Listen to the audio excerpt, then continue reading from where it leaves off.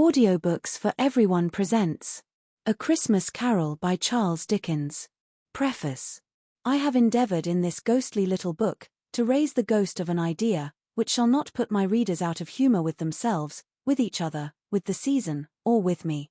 May it haunt their houses pleasantly, and no one wish to lay it. Their faithful friend and servant, Charles Dickens. December, 1843. Stave 1. Marley's Ghost. Marley was dead, to begin with. There is no doubt whatever about that. The register of his burial was signed by the clergyman, the clerk, the undertaker, and the chief mourner. Scrooge signed it, and Scrooge's name was good upon change, for anything he chose to put his hand to. Old Marley was as dead as a doornail. Mind, I don't mean to say that I know, of my own knowledge, what there is particularly dead about a doornail. I might have been inclined, myself, to regard a coffin nail as the deadest piece of ironmongery in the trade. But the wisdom of our ancestors is in the simile, and my unhallowed hands shall not disturb it, or the country's done for. You will therefore permit me to repeat, emphatically, that Marley was as dead as a doornail. Scrooge knew he was dead. Of course he did. How could it be otherwise? Scrooge and he were partners for I don't know how many years. Scrooge was his sole executor, his sole administrator, his sole assign, his sole residuary legatee, his sole friend, and sole mourner. And even Scrooge was not so dreadfully cut up by the sad event, but that he was an excellent man of business on the very day of the funeral, and solemnized it with an undoubted bargain.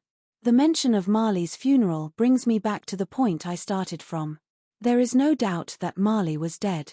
This must be distinctly understood, or nothing wonderful can come of the story I am going to relate. If we were not perfectly convinced that Hamlet's father died before the play began, there would be nothing more remarkable in his taking a stroll at night, in an easterly wind, upon his own ramparts, than there would be in any other middle-aged gentleman rashly turning out after dark in a breezy spot, say St. Paul's churchyard for instance, literally to astonish his son's weak mind. Scrooge never painted out old Marley's name. There it stood, years afterwards, above the warehouse door, Scrooge and Marley. The firm was known as Scrooge and Marley. Sometimes people new to the business called Scrooge, and sometimes Marley, but he answered to both names. It was all the same to him. Oh, but he was a tight-fisted hand at the grindstone, Scrooge.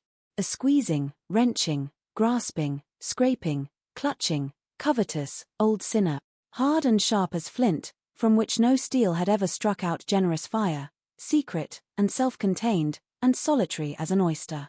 The cold within him froze his old features, nipped his pointed nose, shriveled his cheek, stiffened his gait, made his eyes red, his thin lips blue, and spoke out shrewdly in his grating voice.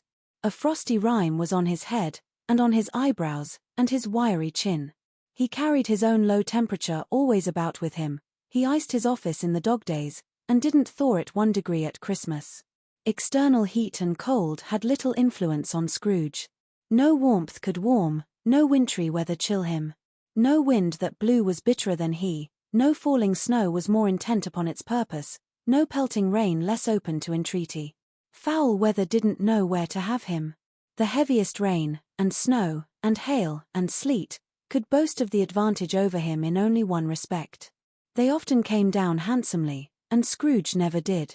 Nobody ever stopped him in the street to say, with gladsome looks, "My dear Scrooge, how are you? When will you come to see me?" No beggars implored him to bestow a trifle, no children asked him what it was o'clock, no man or woman ever once in all his life inquired the way to such and such a place, of Scrooge. Even the blind men's dogs appeared to know him, and when they saw him coming on, would tug their owners into doorways and up courts, and then would wag their tails as though they said, "No eye at all is better than an evil eye, dark master." But what did Scrooge care? It was the very thing he liked. To edge his way along the crowded paths of life, warning all human sympathy to keep its distance, was what the knowing ones call nuts to Scrooge. Once upon a time, of all the good days in the year, on Christmas Eve old Scrooge sat busy in his counting-house. It was cold, bleak, biting weather, foggy withal, and he could hear the people in the court outside go wheezing up and down, beating their hands upon their breasts, and stamping their feet upon the pavement stones to warm them. The city clocks had only just gone 3, but it was quite dark already. It had not been light all day, and candles were flaring in the windows of the neighboring offices, like ruddy smears upon the palpable brown air. The fog came pouring in at every chink and keyhole, and was so dense without, that although the court was of the narrowest, the houses opposite were mere phantoms. To see the dingy cloud come drooping down, obscuring everything, one might have thought that nature lived hard by, and was brewing on a large scale. The door of Scrooge's counting-house was open that he might keep his eye upon his clerk, who in a dismal little cell beyond, a sort of tank, was copying letters. Scrooge had a very small fire, but the clerk's fire was so very much smaller that it looked like one coal. But he couldn't replenish it, for Scrooge kept the coal-box in his own room, and so surely as the clerk came in with the shovel, the master predicted that it would be necessary for them to part. Wherefore the clerk put on his white comforter, and tried to warm himself at the candle, in which effort, not being a man of a strong imagination, he failed. "A Merry Christmas, Uncle! God save you!" cried a cheerful voice. It was the voice of Scrooge's nephew, who came upon him so quickly that this was the first intimation he had of his approach. "Bah!" said Scrooge, "humbug!" He had so heated himself with rapid walking in the fog and frost, this nephew of Scrooge's, that he was all in a glow. His face was ruddy and handsome, his eyes sparkled, and his breath smoked again. "Christmas a humbug, Uncle," said Scrooge's nephew. "You don't mean that, I am sure." "I do," said Scrooge. "Merry Christmas. What right have you to be merry? What reason have you to be merry? You're poor enough." "Come, then," returned the nephew gaily. "What right have you to be dismal? What reason have you to be morose? You're rich enough." Scrooge, having no better answer ready on the spur of the moment, said, "Bah!" again, and followed it up with humbug. "Don't be cross, Uncle," said the nephew. "What else can I be," returned the uncle, "when I live in such a world of fools as this? Merry Christmas! Out upon Merry Christmas! What's Christmas time to you but a time for paying bills without money, a time for finding yourself a year older, but not an hour richer, a time for balancing your books and having every item in 'em through a round dozen of months presented dead against you?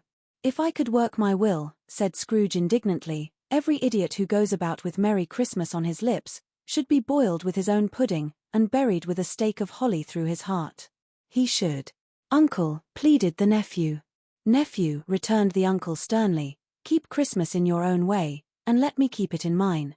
"Keep it," repeated Scrooge's nephew. "But you don't keep it." "Let me leave it alone, then," said Scrooge. "Much good may it do you. Much good it has ever done you. There are many things from which I might have derived good, by which I have not profited, I dare say," returned the nephew. "Christmas among the rest. But I am sure I have always thought of Christmas time, when it has come round, apart from the veneration due to its sacred name and origin, if anything belonging to it can be apart from that, as a good time. A kind, forgiving, charitable, pleasant time. The only time I know of, in the long calendar of the year, when men and women seem by one consent to open their shut-up hearts freely, and to think of people below them as if they really were fellow passengers to the grave, and not another race of creatures bound on other journeys. And therefore, Uncle, though it has never put a scrap of gold or silver in my pocket, I believe that it has done me good, and will do me good, and I say, God bless it." The clerk in the tank involuntarily applauded. Becoming immediately sensible of the impropriety, he poked the fire, and extinguished the last frail spark for ever. "Let me hear another sound from you," said Scrooge, "and you'll keep your Christmas by losing your situation. You're quite a powerful speaker, sir," he added, turning to his nephew. "I wonder you don't go into Parliament. Don't be angry, Uncle. Come. Dine with us tomorrow." Scrooge said that he would see him. Yes, indeed he did. He went the whole length of the expression, and said that he would see him in that extremity first.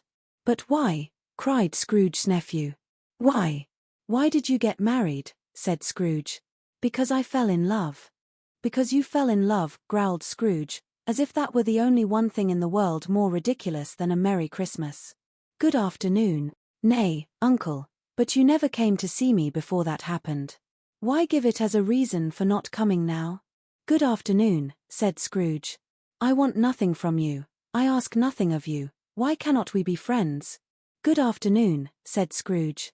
"I am sorry, with all my heart, to find you so resolute. We have never had any quarrel, to which I have been a party. But I have made the trial in homage to Christmas, and I'll keep my Christmas humor to the last. So a Merry Christmas, Uncle. Good afternoon, said Scrooge. And a Happy New Year. Good afternoon, said Scrooge. His nephew left the room without an angry word, notwithstanding. He stopped at the outer door to bestow the greetings of the season on the clerk, who, cold as he was warmer than Scrooge, for he returned them cordially. There's another fellow, muttered Scrooge, who overheard him, my clerk, with 15 shillings a week, and a wife and family, talking about a Merry Christmas. I'll retire to Bedlam. This lunatic, in letting Scrooge's nephew out, had let 2 other people in. They were portly gentlemen, pleasant to behold, and now stood, with their hats off, in Scrooge's office. They had books and papers in their hands, and bowed to him.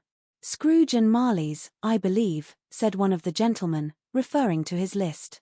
Have I the pleasure of addressing Mr. Scrooge, or Mr. Marley? Mr. Marley has been dead these 7 years, Scrooge replied. He died 7 years ago, this very night. We have no doubt his liberality is well represented by his surviving partner, said the gentleman, presenting his credentials. It certainly was, for they had been 2 kindred spirits. At the ominous word liberality, Scrooge frowned, and shook his head, and handed the credentials back. At this festive season of the year, Mr. Scrooge, said the gentleman, taking up a pen, it is more than usually desirable that we should make some slight provision for the poor and destitute, who suffer greatly at the present time. Many thousands are in want of common necessaries, hundreds of thousands are in want of common comforts, sir. Are there no prisons? Asked Scrooge. Plenty of prisons, said the gentleman, laying down the pen again. And the union workhouses? Demanded Scrooge. Are they still in operation? They are. Still, returned the gentleman, I wish I could say they were not. The treadmill and the poor law are in full vigor, then, said Scrooge. Both very busy, sir. Oh. I was afraid, from what you said at first, that something had occurred to stop them in their useful course, said Scrooge. I'm very glad to hear it. Under the impression that they scarcely furnish Christian cheer of mind or body to the multitude, returned the gentleman, a few of us are endeavoring to raise a fund to buy the poor some meat and drink, and means of warmth. We choose this time, because it is a time, of all others, when want is keenly felt, and abundance rejoices. What shall I put you down for? Nothing. Scrooge replied. You wish to be anonymous? I wish to be left alone, said Scrooge. Since you ask me what I wish, gentlemen, that is my answer. I don't make merry myself at Christmas, and I can't afford to make idle people merry. I help to support the establishments I have mentioned, they cost enough, and those who are badly off must go there. Many can't go there, and many would rather die. If they would rather die, said Scrooge, they had better do it, and decrease the surplus population. Besides, excuse me, I don't know that. But you might know it, observed the gentleman. It's not my business, Scrooge returned. It's enough for a man to understand his own business, and not to interfere with other people's. Mine occupies me constantly. Good afternoon, gentlemen. Seeing clearly that it would be useless to pursue their point, the gentleman withdrew. Scrooge resumed his labors with an improved opinion of himself, and in a more facetious temper than was usual with him. Meanwhile the fog and darkness thickened so, that people ran about with flaring links, proffering their services to go before horses in carriages, and conduct them on their way. The ancient tower of a church, whose gruff old bell was always peeping slyly down at Scrooge out of a Gothic window in the wall, became invisible, and struck the hours and quarters in the clouds, with tremulous vibrations afterwards as if its teeth were chattering in its frozen head up there. The cold became intense.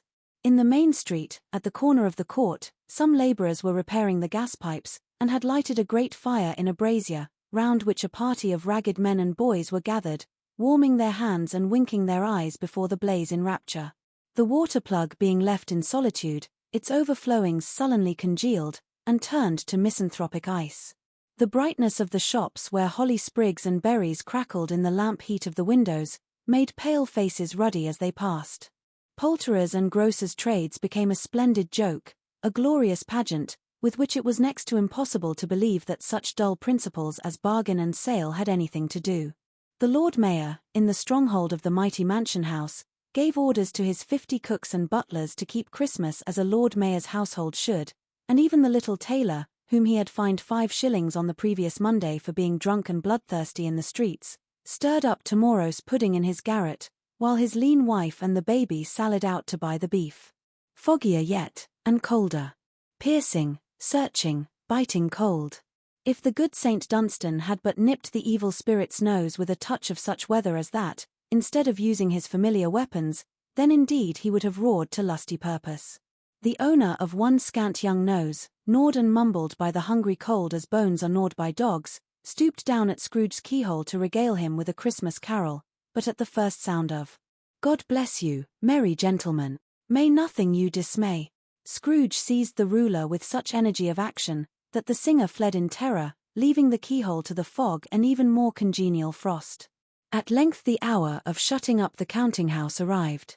With an ill-will Scrooge dismounted from his stool, and tacitly admitted the fact to the expectant clerk in the tank, who instantly snuffed his candle out, and put on his hat.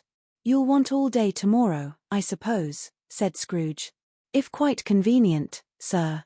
"It's not convenient," said Scrooge, "and it's not fair. If I was to stop half-a-crown for it, you'd think yourself ill-used, I'll be bound." The clerk smiled faintly. "And yet," said Scrooge, "you don't think me ill-used, when I pay a day's wages for no work." The clerk observed that it was only once a year. "A poor excuse for picking a man's pocket every 25th of December," said Scrooge, buttoning his greatcoat to the chin. "But I suppose you must have the whole day. Be here all the earlier next morning." The clerk promised that he would, and Scrooge walked out with a growl.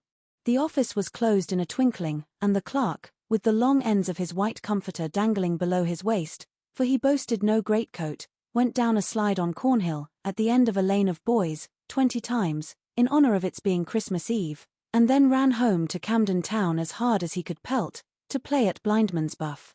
Scrooge took his melancholy dinner in his usual melancholy tavern, and having read all the newspapers, and beguiled the rest of the evening with his banker's book, went home to bed. He lived in chambers which had once belonged to his deceased partner. They were a gloomy suite of rooms, in a lowering pile of building up a yard, where it had so little business to be, that one could scarcely help fancying it must have run there when it was a young house, playing at hide-and-seek with other houses, and forgotten the way out again. It was old enough now, and dreary enough, for nobody lived in it but Scrooge, the other rooms being all let out as offices. The yard was so dark that even Scrooge, who knew its every stone, was fain to grope with his hands.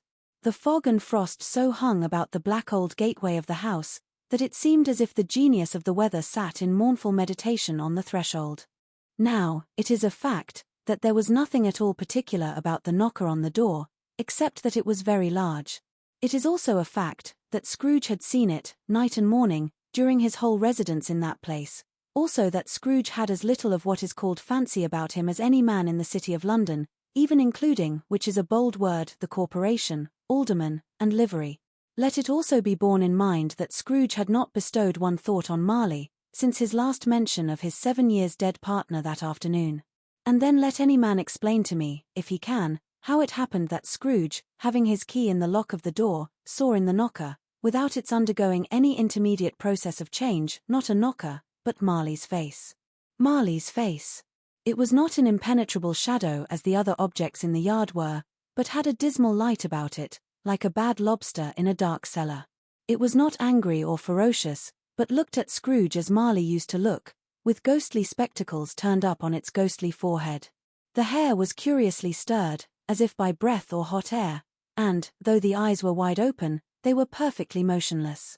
That, and its livid color, made it horrible, but its horror seemed to be in spite of the face and beyond its control, rather than a part of its own expression. As Scrooge looked fixedly at this phenomenon, it was a knocker again. To say that he was not startled, or that his blood was not conscious of a terrible sensation to which it had been a stranger from infancy, would be untrue. But he put his hand upon the key he had relinquished, turned it sturdily, walked in, and lighted his candle.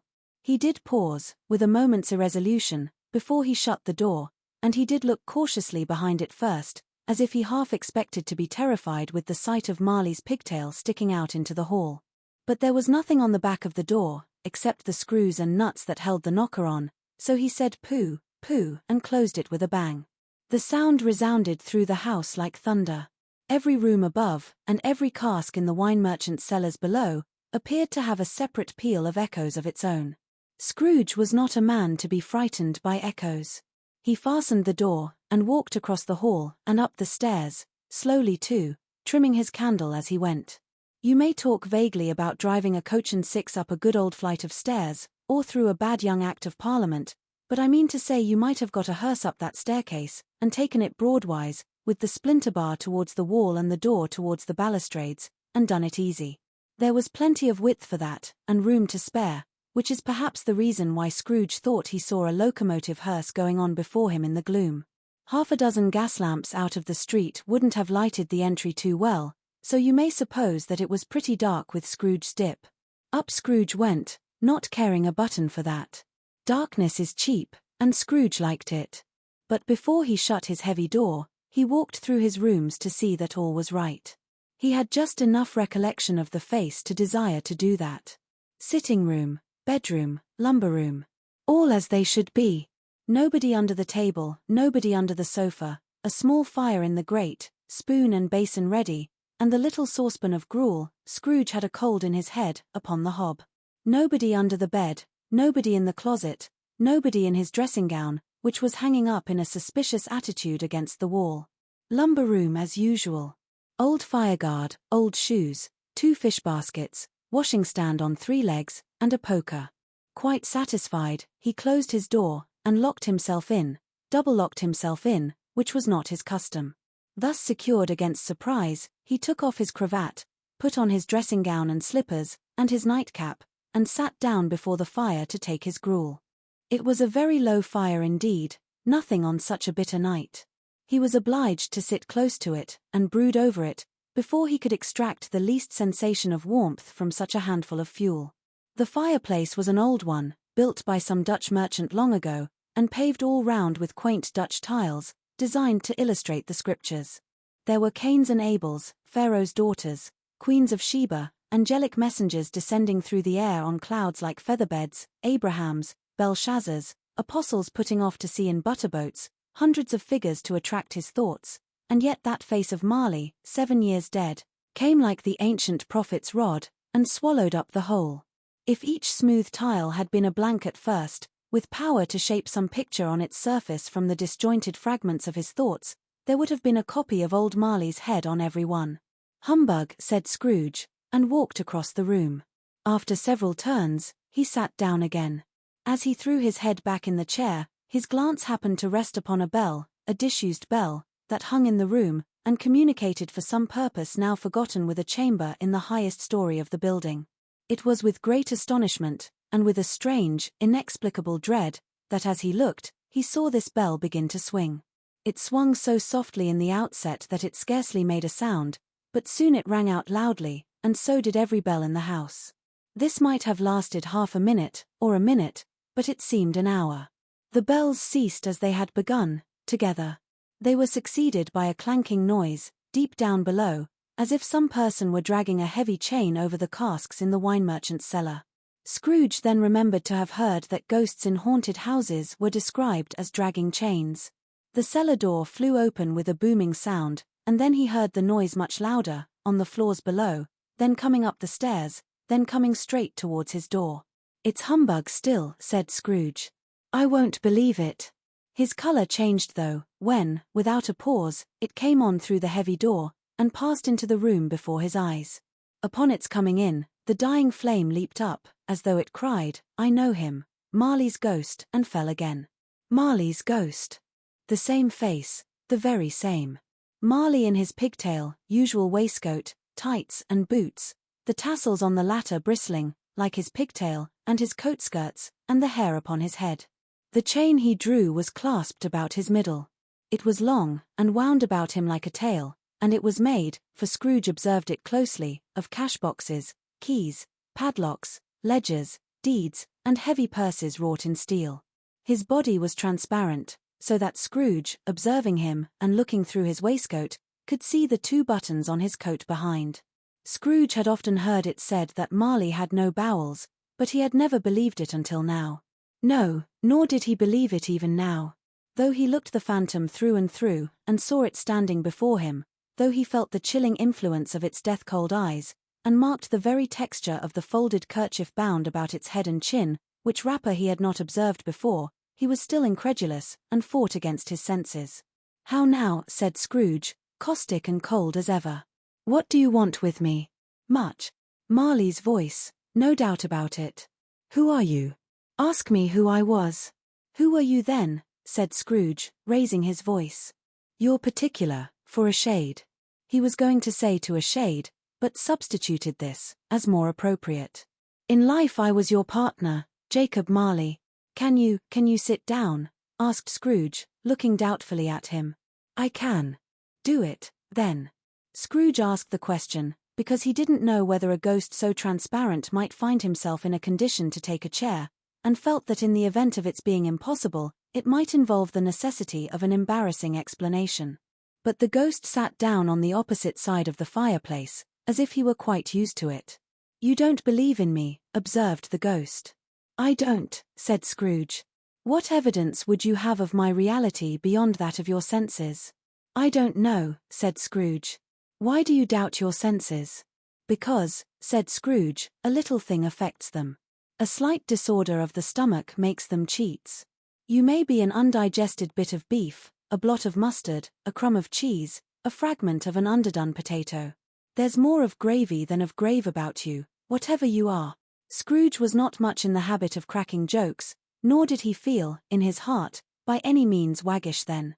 The truth is, that he tried to be smart, as a means of distracting his own attention, and keeping down his terror, for the spectre's voice disturbed the very marrow in his bones. To sit, staring at those fixed glazed eyes, in silence for a moment, would play, Scrooge felt, the very deuce with him. There was something very awful, too, in the spectre's being provided with an infernal atmosphere of its own.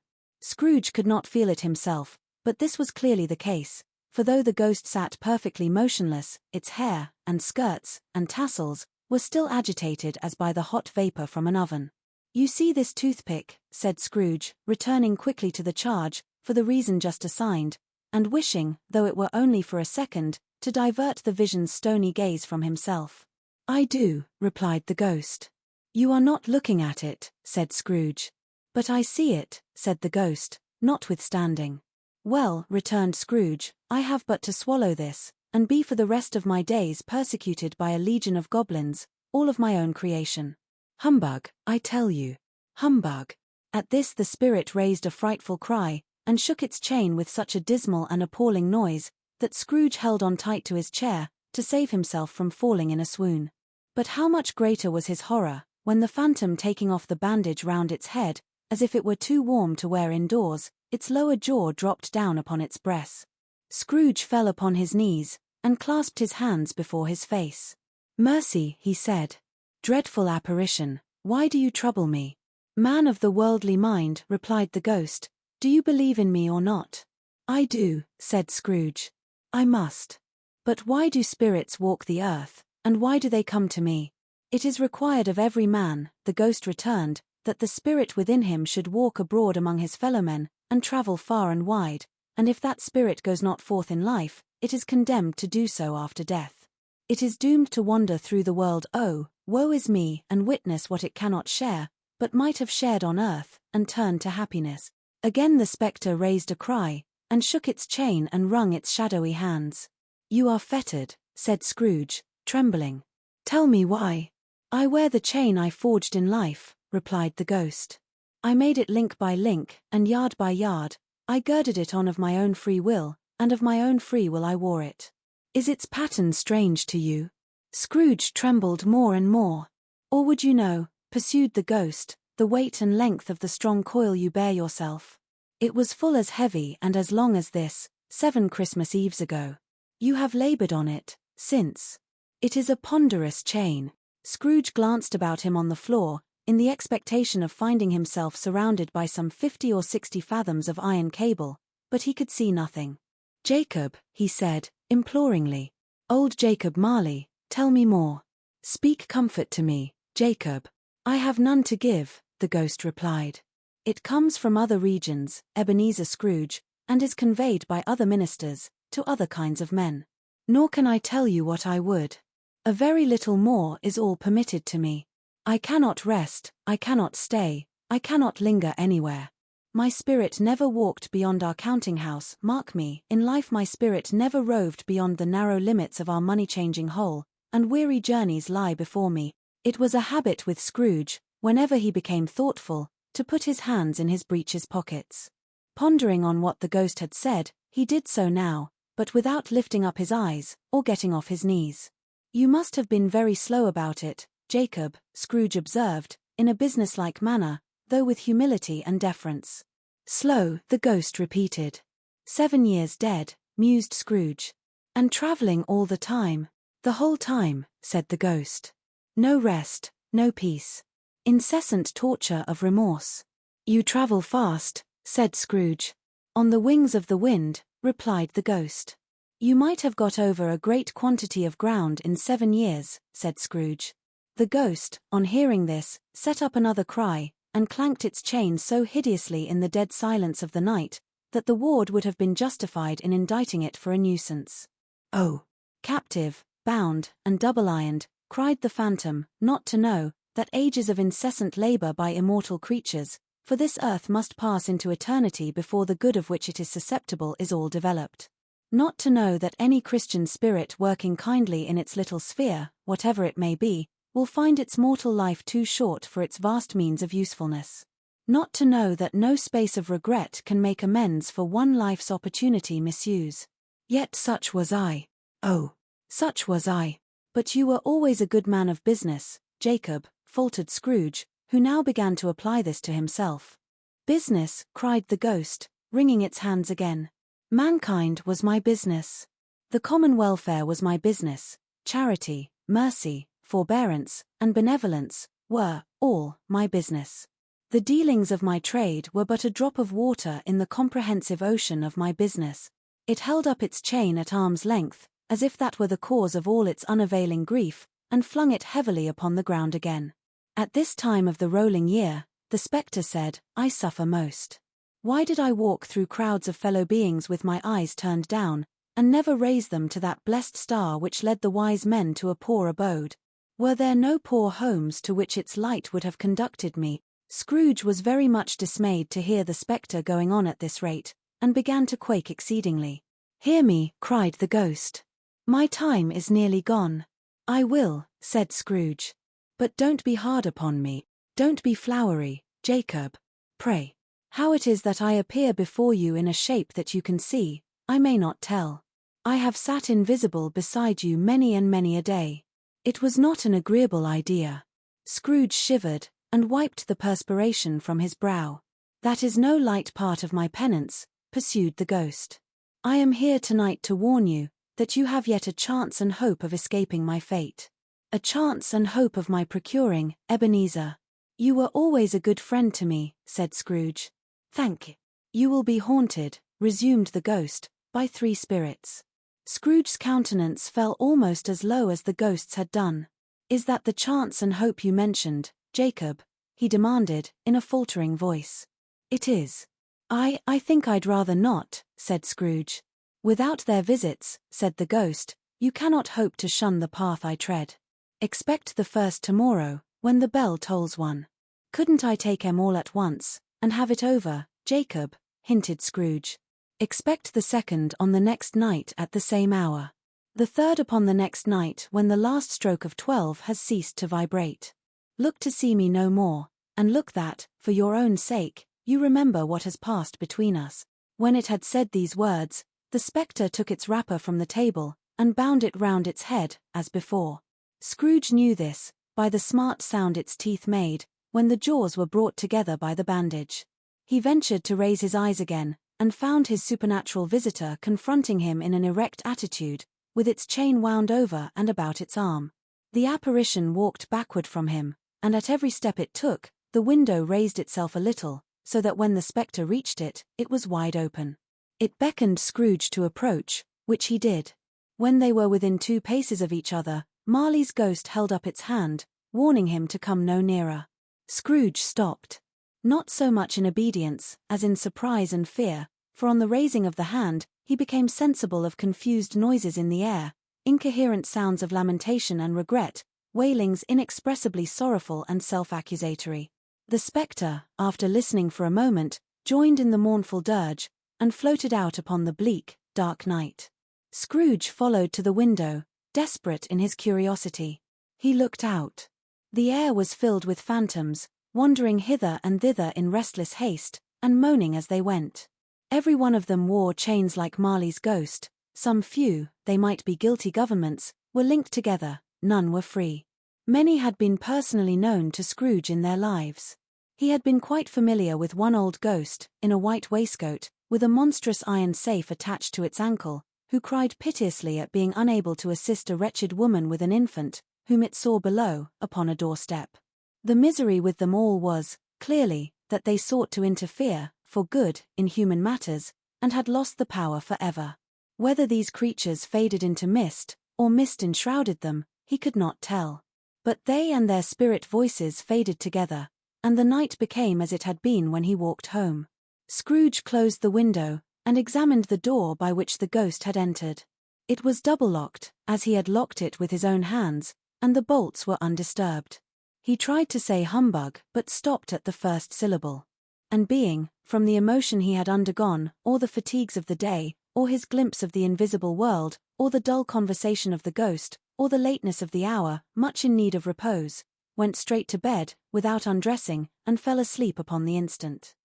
Stave 2. The first of the three spirits. When Scrooge awoke, it was so dark, that looking out of bed, he could scarcely distinguish the transparent window from the opaque walls of his chamber. He was endeavoring to pierce the darkness with his ferret eyes, when the chimes of a neighboring church struck the 4 quarters. So he listened for the hour. To his great astonishment, the heavy bell went on from 6 to 7, and from 7 to 8, and regularly up to 12, then stopped. 12. It was past 2 when he went to bed. The clock was wrong. An icicle must have got into the works. 12. He touched the spring of his repeater, to correct this most preposterous clock. Its rapid little pulse beat 12, and stopped. "Why, it isn't possible," said Scrooge, "that I can have slept through a whole day and far into another night. It isn't possible that anything has happened to the sun, and this is 12 at noon." The idea being an alarming one, he scrambled out of bed, and groped his way to the window. He was obliged to rub the frost off with the sleeve of his dressing-gown before he could see anything, and could see very little then. All he could make out was, that it was still very foggy and extremely cold, and that there was no noise of people running to and fro, and making a great stir, as there unquestionably would have been if night had beaten off bright day, and taken possession of the world. This was a great relief, because 3 days after sight of this first of exchange pay to Mr. Ebenezer Scrooge or his order, and so forth, would have become a mere United States security if there were no days to count by. Scrooge went to bed again, and thought, and thought, and thought it over and over and over, and could make nothing of it. The more he thought, the more perplexed he was, and the more he endeavored not to think, the more he thought. Marley's ghost bothered him exceedingly.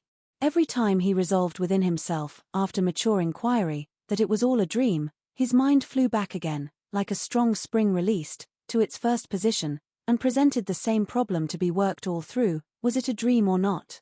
Scrooge lay in this state until the chime had gone 3 quarters more, when he remembered, on a sudden, that the ghost had warned him of a visitation when the bell tolled 1.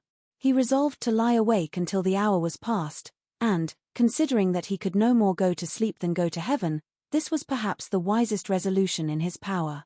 The quarter was so long, that he was more than once convinced he must have sunk into a doze unconsciously, and missed the clock. At length it broke upon his listening ear. Ding, dong. "A quarter past," said Scrooge, counting. Ding, dong. "Half past," said Scrooge. Ding, dong. "A quarter to it," said Scrooge. Ding, dong. "The hour itself," said Scrooge, triumphantly, "and nothing else." He spoke before the hour bell sounded, which it now did with a deep, dull, hollow, melancholy one. Light flashed up in the room upon the instant, and the curtains of his bed were drawn. The curtains of his bed were drawn aside, I tell you, by a hand. Not the curtains at his feet, nor the curtains at his back, but those to which his face was addressed. The curtains of his bed were drawn aside, and Scrooge, starting up into a half-recumbent attitude, found himself face to face with the unearthly visitor who drew them, as close to it as I am now to you, and I am standing in the spirit at your elbow. It was a strange figure, like a child, yet not so like a child as like an old man, viewed through some supernatural medium, which gave him the appearance of having receded from the view, and being diminished to a child's proportions. Its hair, which hung about its neck and down its back, was white as if with age, and yet the face had not a wrinkle in it, and the tenderest bloom was on the skin. The arms were very long and muscular, the hands the same, as if its hold were of uncommon strength. Its legs and feet, most delicately formed, were, like those upper members, bare. It wore a tunic of the purest white, and round its waist was bound a lustrous belt, the sheen of which was beautiful. It held a branch of fresh green holly in its hand, and, in singular contradiction of that wintry emblem, had its dress trimmed with summer flowers. But the strangest thing about it was, that from the crown of its head there sprung a bright clear jet of light, by which all this was visible, and which was doubtless the occasion of its using, in its duller moments, a great extinguisher for a cap, which it now held under its arm. Even this, though, when Scrooge looked at it with increasing steadiness, was not its strangest quality.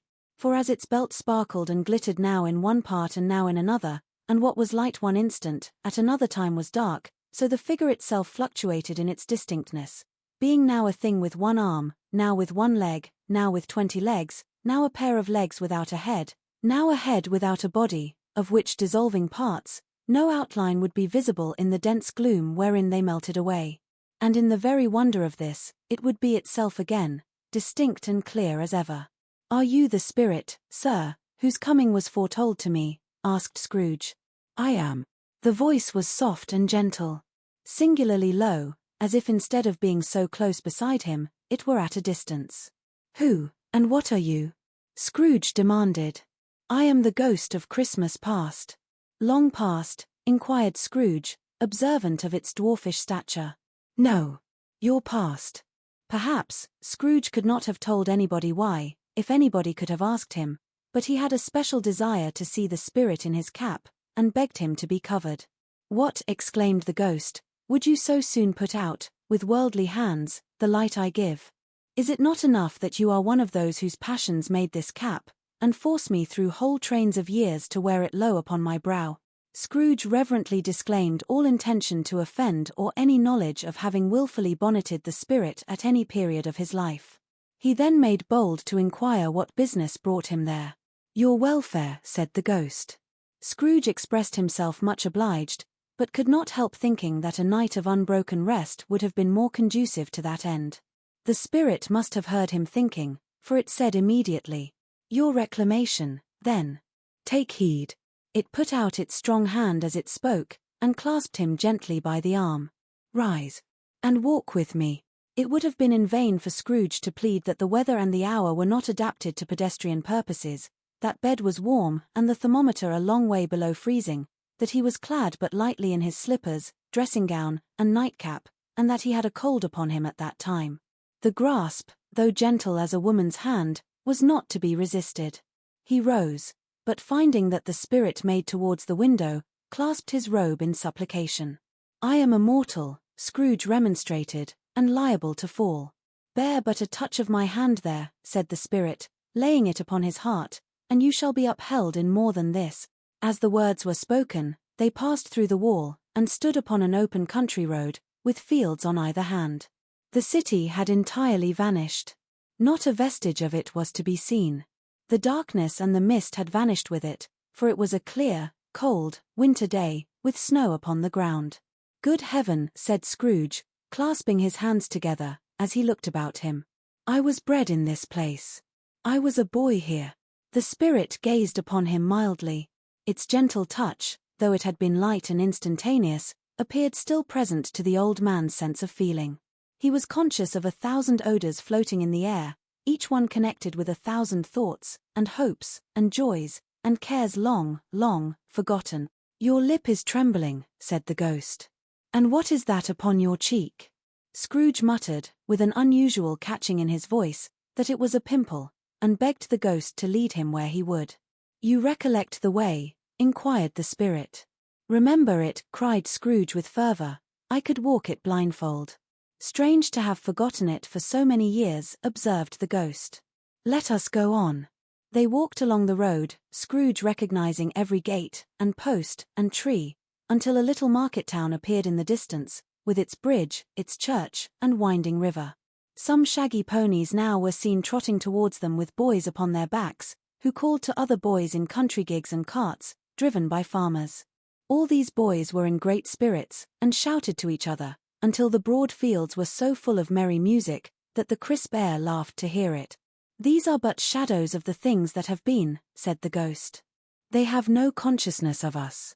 The jocund travellers came on, and as they came, Scrooge knew and named them every one. Why was he rejoiced beyond all bounds to see them? Why did his cold eye glisten, and his heart leap up as they went past? Why was he filled with gladness when he heard them give each other Merry Christmas, as they parted at crossroads and byways, for their several homes? What was Merry Christmas to Scrooge? Out upon Merry Christmas! What good had it ever done to him? The school is not quite deserted, said the ghost. A solitary child, neglected by his friends, is left there still. Scrooge said he knew it. And he sobbed. They left the high road, by a well-remembered lane, and soon approached a mansion of dull red brick, with a little weathercock-surmounted cupola, on the roof, and a bell hanging in it. It was a large house, but one of broken fortunes, for the spacious offices were little used, their walls were damp and mossy, their windows broken, and their gates decayed. Fowls clucked and strutted in the stables, and the coach-houses and sheds were overrun with grass. Nor was it more retentive of its ancient state, within, for entering the dreary hall, and glancing through the open doors of many rooms, they found them poorly furnished, cold, and vast. There was an earthy savour in the air, a chilly bareness in the place, which associated itself somehow with too much getting up by candlelight, and not too much to eat. They went, the ghost and Scrooge, across the hall, to a door at the back of the house. It opened before them, and disclosed a long, bare, melancholy room, made barer still by lines of plain deal forms and desks. At one of these a lonely boy was reading near a feeble fire, and Scrooge sat down upon a form, and wept to see his poor forgotten self as he used to be. Not a latent echo in the house, not a squeak and scuffle from the mice behind the panelling, not a drip from the half-thawed waterspout in the dull yard behind, not a sigh among the leafless boughs of one despondent poplar, not the idle swinging of an empty storehouse door, no, not a clicking in the fire, but fell upon the heart of Scrooge with a softening influence, and gave a freer passage to his tears. The spirit touched him on the arm, and pointed to his younger self, intent upon his reading. Suddenly a man, in foreign garments, wonderfully real and distinct to look at, stood outside the window, with an axe stuck in his belt, and leading by the bridle an ass laden with wood. "Why, it's Ali Baba!" Scrooge exclaimed in ecstasy. "It's dear old honest Ali Baba. Yes, yes, I know. One Christmas time, when yonder solitary child was left here all alone, he did come, for the first time, just like that. Poor boy. And Valentine," said Scrooge, "and his wild brother, Orson. There they go. And what's his name, who was put down in his drawers, asleep, at the gate of Damascus? Don't you see him? And the Sultan's groom turned upside down by the genii, there he is upon his head. Serve him right. I'm glad of it. What business had he to be married to the princess?" To hear Scrooge expending all the earnestness of his nature on such subjects, in a most extraordinary voice between laughing and crying, and to see his heightened and excited face, would have been a surprise to his business friends in the city, indeed. "There's the parrot," cried Scrooge. "Green body and yellow tail, with a thing like a lettuce growing out of the top of his head, there he is. Poor Robin Crusoe, he called him, when he came home again after sailing round the island. Poor Robin Crusoe, where have you been, Robin Crusoe?" The man thought he was dreaming, but he wasn't. It was the parrot, you know. There goes Friday, running for his life to the little creek. Hello. Hoop. Halloo. Then, with a rapidity of transition very foreign to his usual character, he said, in pity for his former self, "Poor boy," and cried again. "I wish," Scrooge muttered, putting his hand in his pocket, and looking about him, after drying his eyes with his cuff, "but it's too late now." "What is the matter?" asked the spirit. "Nothing," said Scrooge. "Nothing. There was a boy singing a Christmas carol at my door last night. I should like to have given him something, that's all." The ghost smiled thoughtfully and waved its hand, saying as it did so, "Let us see another Christmas." Scrooge's former self grew larger at the words, and the room became a little darker and more dirty.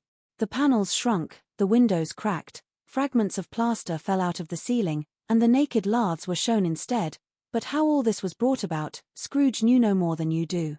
He only knew that it was quite correct, that everything had happened so, that there he was, alone again, when all the other boys had gone home for the jolly holidays. He was not reading now, but walking up and down despairingly. Scrooge looked at the ghost, and with a mournful shaking of his head, glanced anxiously towards the door. It opened, and a little girl, much younger than the boy, came darting in, and putting her arms about his neck, and often kissing him, addressed him as her dear, dear brother.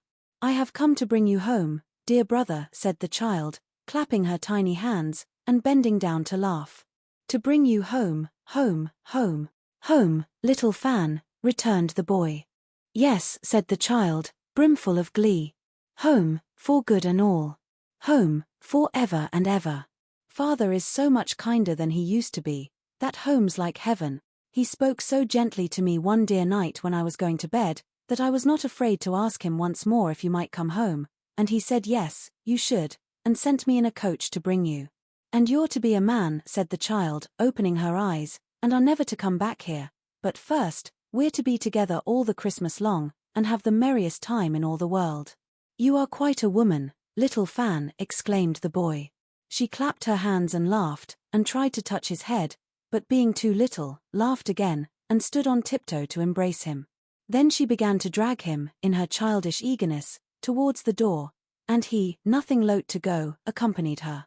A terrible voice in the hall cried, "Bring down Master Scrooge's box." There and in the hall appeared the schoolmaster himself, who glared on Master Scrooge with a ferocious condescension, and threw him into a dreadful state of mind by shaking hands with him. He then conveyed him and his sister into the veriest old well of a shivering best parlour that ever was seen, where the maps upon the wall, and the celestial and terrestrial globes in the windows, were waxy with cold. Here he produced a decanter of curiously light wine, and a block of curiously heavy cake, and administered instalments of those dainties to the young people, at the same time, sending out a meagre servant to offer a glass of something to the postboy, who answered that he thanked the gentleman, but if it was the same tap as he had tasted before, he had rather not. Master Scrooge's trunk being by this time tied on to the top of the chaise, the children bade the schoolmaster good-bye right willingly, and getting into it, drove gaily down the garden sweep, the quick wheels dashing the hoarfrost and snow from off the dark leaves of the evergreens like spray. "Always a delicate creature, whom a breath might have withered," said the ghost. "But she had a large heart." "So she had," cried Scrooge. "You're right. I will not gainsay it, Spirit. God forbid. She died a woman," said the ghost, "and had, as I think, children." "One child," Scrooge returned. "True," said the ghost. "Your nephew." Scrooge seemed uneasy in his mind, and answered briefly, "Yes." Although they had but that moment left the school behind them, they were now in the busy thoroughfares of a city, where shadowy passengers passed and repassed, where shadowy carts and coaches battled for the way, and all the strife and tumult of a real city were. It was made plain enough, by the dressing of the shops, that here too it was Christmas time again, but it was evening, and the streets were lighted up. The ghost stopped at a certain warehouse door, and asked Scrooge if he knew it. "Know it," said Scrooge. "Was I apprenticed here?" They went in. At sight of an old gentleman in a Welsh wig, sitting behind such a high desk, that if he had been 2 inches taller he must have knocked his head against the ceiling, Scrooge cried in great excitement, "Why, it's old Fezziwig. Bless his heart, it's Fezziwig alive again." Old Fezziwig laid down his pen, and looked up at the clock, which pointed to the hour of 7.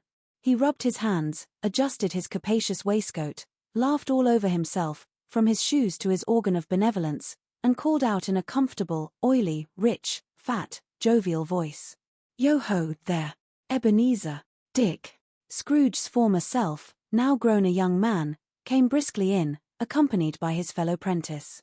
"Dick Wilkins, to be sure," said Scrooge to the ghost. "Bless me, yes. There he is. He was very much attached to me, was Dick. Poor Dick. Dear, dear. Yo-ho, my boys, said Fezziwig. No more work tonight. Christmas Eve, Dick. Christmas, Ebenezer. Let's have the shutters up, cried old Fezziwig, with a sharp clap of his hands, before a man can say Jack Robinson. You wouldn't believe how those two fellows went at it. They charged into the street with the shutters, 1, 2, 3, had 'em up in their places, 4, 5, 6, barred 'em and pinned 'em, 7, 8, 9, and came back before you could have got to 12, panting like racehorses. Hilly-ho, cried old Fezziwig, skipping down from the high desk, with wonderful agility. Clear away, my lads, and let's have lots of room here. Hilly-ho, Dick. Chirrup, Ebenezer. Clear away. There was nothing they wouldn't have cleared away, or couldn't have cleared away, with old Fezziwig looking on. It was done in a minute. Every movable was packed off, as if it were dismissed from public life for evermore. The floor was swept and watered, the lamps were trimmed, fuel was heaped upon the fire, and the warehouse was as snug, and warm, and dry, and bright a ballroom, as you would desire to see upon a winter's night. In came a fiddler with a music book, and went up to the lofty desk, and made an orchestra of it, and tuned like 50 stomach aches. In came Mrs. Fezziwig, one vast substantial smile. In came the 3 Miss Fezziwigs, beaming and lovable. In came the 6 young followers whose hearts they broke. In came all the young men and women employed in the business. In came the housemaid, with her cousin, the baker. In came the cook, with her brother's particular friend, the milkman. In came the boy from over the way, who was suspected of not having board enough from his master, trying to hide himself behind the girl from next door but one, who was proved to have had her ears pulled by her mistress. In they all came, one after another, some shyly, some boldly, some gracefully, some awkwardly, some pushing, some pulling. In they all came, anyhow and everyhow. Away they all went, 20 couple at once, hands half round and back again the other way, down the middle and up again, round and round in various stages of affectionate grouping, old top couple always turning up in the wrong place, new top couple starting off again, as soon as they got there, all top couples at last, and not a bottom one to help them. When this result was brought about, old Fezziwig, clapping his hands to stop the dance, cried out, "Well done," and the fiddler plunged his hot face into a pot of porter, especially provided for that purpose. But scorning rest, upon his reappearance, he instantly began again, though there were no dancers yet, as if the other fiddler had been carried home, exhausted, on a shutter, and he were a brand new man resolved to beat him out of sight, or perish. There were more dances, and there were forfeits, and more dances, and there was cake, and there was negus, and there was a great piece of cold roast, and there was a great piece of cold boiled, and there were mince pies, and plenty of beer. But the great effect of the evening came after the roast and boiled, when the fiddler, an artful dog, mind, the sort of man who knew his business better than you or I could have told it him, struck up Sir Roger de Coverley. Then old Fezziwig stood out to dance with Mrs. Fezziwig. Top couple, too, with a good stiff piece of work cut out for them, 3 or 4 and 20 pair of partners, people who were not to be trifled with, people who would dance, and had no notion of walking. Mr. Fezziwig's ball. But if they had been twice as many 4 times old Fezziwig would have been a match for them, and so would Mrs. Fezziwig. As to her, she was worthy to be his partner in every sense of the term. If that's not high praise, tell me higher, and I'll use it. A positive light appeared to issue from Fezziwig's calves. They shone in every part of the dance like moons. You couldn't have predicted, at any given time, what would have become of them next. And when old Fezziwig and Mrs. Fezziwig had gone all through the dance, advance and retire, both hands to your partner, bow and curtsy, corkscrew, thread the needle, and back again to your place, Fezziwig cut so deftly, that he appeared to wink with his legs, and came upon his feet again without a stagger. When the clock struck 11, this domestic ball broke up. Mr. and Mrs. Fezziwig took their stations, one on either side of the door, and shaking hands with every person individually as he or she went out, wished him or her a Merry Christmas. When everybody had retired but the 2 prentices, they did the same to them, and thus the cheerful voices died away, and the lads were left to their beds, which were under a counter in the back shop. During the whole of this time, Scrooge had acted like a man out of his wits. His heart and soul were in the scene, and with his former self. He corroborated everything, remembered everything, enjoyed everything, and underwent the strangest agitation. It was not until now, when the bright faces of his former self and Dick were turned from them, that he remembered the ghost, and became conscious that it was looking full upon him, while the light upon its head burnt very clear. "A small matter," said the ghost, "to make these silly folks so full of gratitude." "Small," echoed Scrooge. The spirit signed to him to listen to the two apprentices, who were pouring out their hearts in praise of Fezziwig, and when he had done so, said, "Why, is it not? He has spent but a few pounds of your mortal money, 3 or 4 perhaps. Is that so much that he deserves this praise?" "It isn't that," said Scrooge, heated by the remark, and speaking unconsciously like his former, not his latter, self. "It isn't that, spirit. He has the power to render us happy or unhappy, to make our service light or burdensome, a pleasure or a toil. Say that his power lies in words and looks, in things so slight and insignificant that it is impossible to add and count them up. What then? The happiness he gives is quite as great as if it cost a fortune." He felt the spirit's glance, and stopped. "What is the matter?" asked the ghost.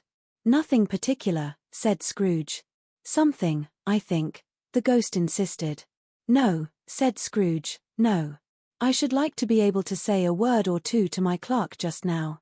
That's all." His former self turned down the lamps as he gave utterance to the wish, and Scrooge and the ghost again stood side by side in the open air. "My time grows short," observed the spirit. "Quick." This was not addressed to Scrooge, or to anyone whom he could see, but it produced an immediate effect. For again Scrooge saw himself.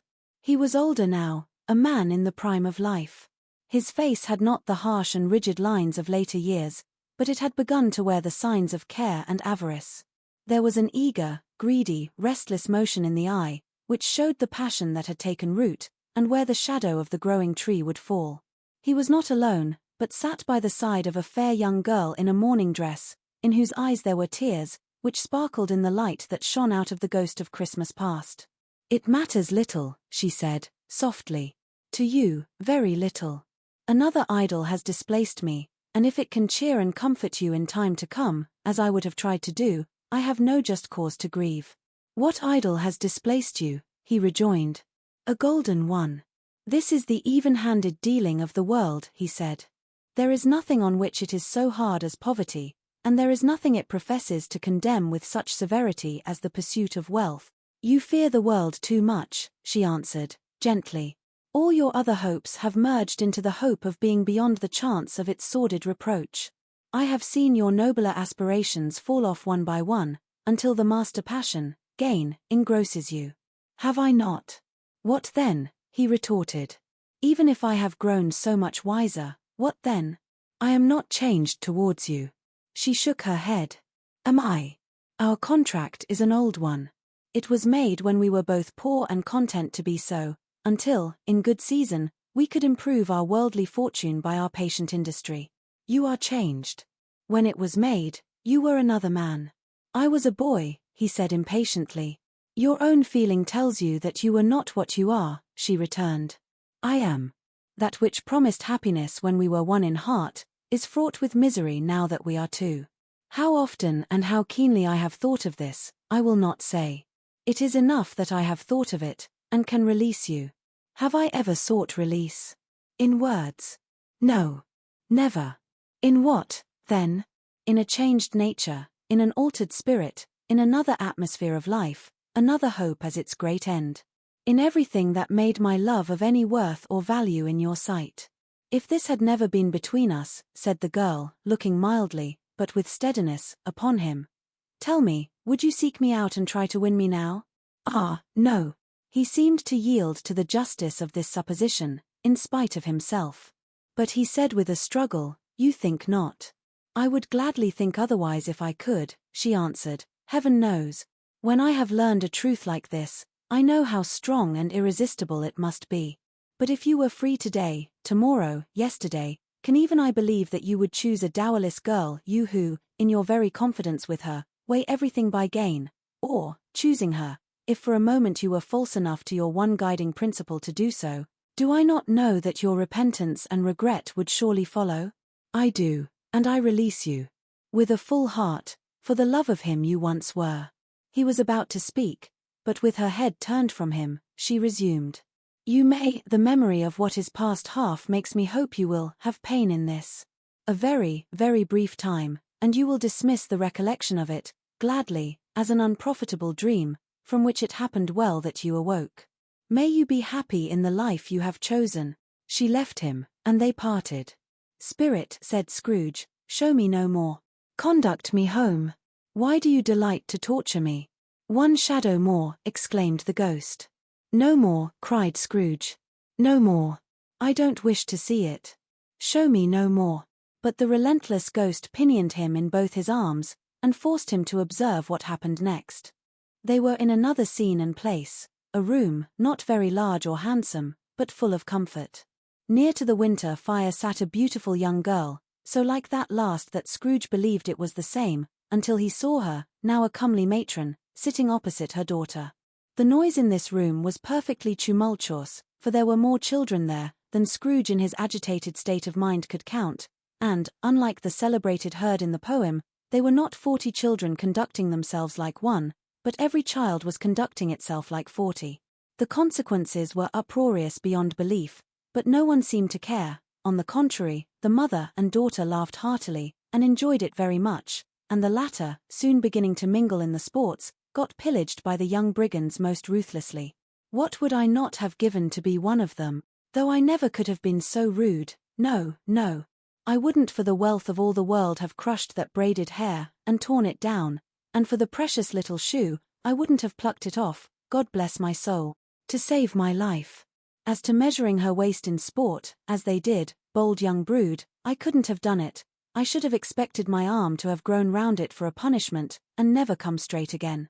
And yet I should have dearly liked, I own, to have touched her lips, to have questioned her, that she might have opened them, to have looked upon the lashes of her downcast eyes, and never raised a blush, to have let loose waves of hair, an inch of which would be a keepsake beyond price.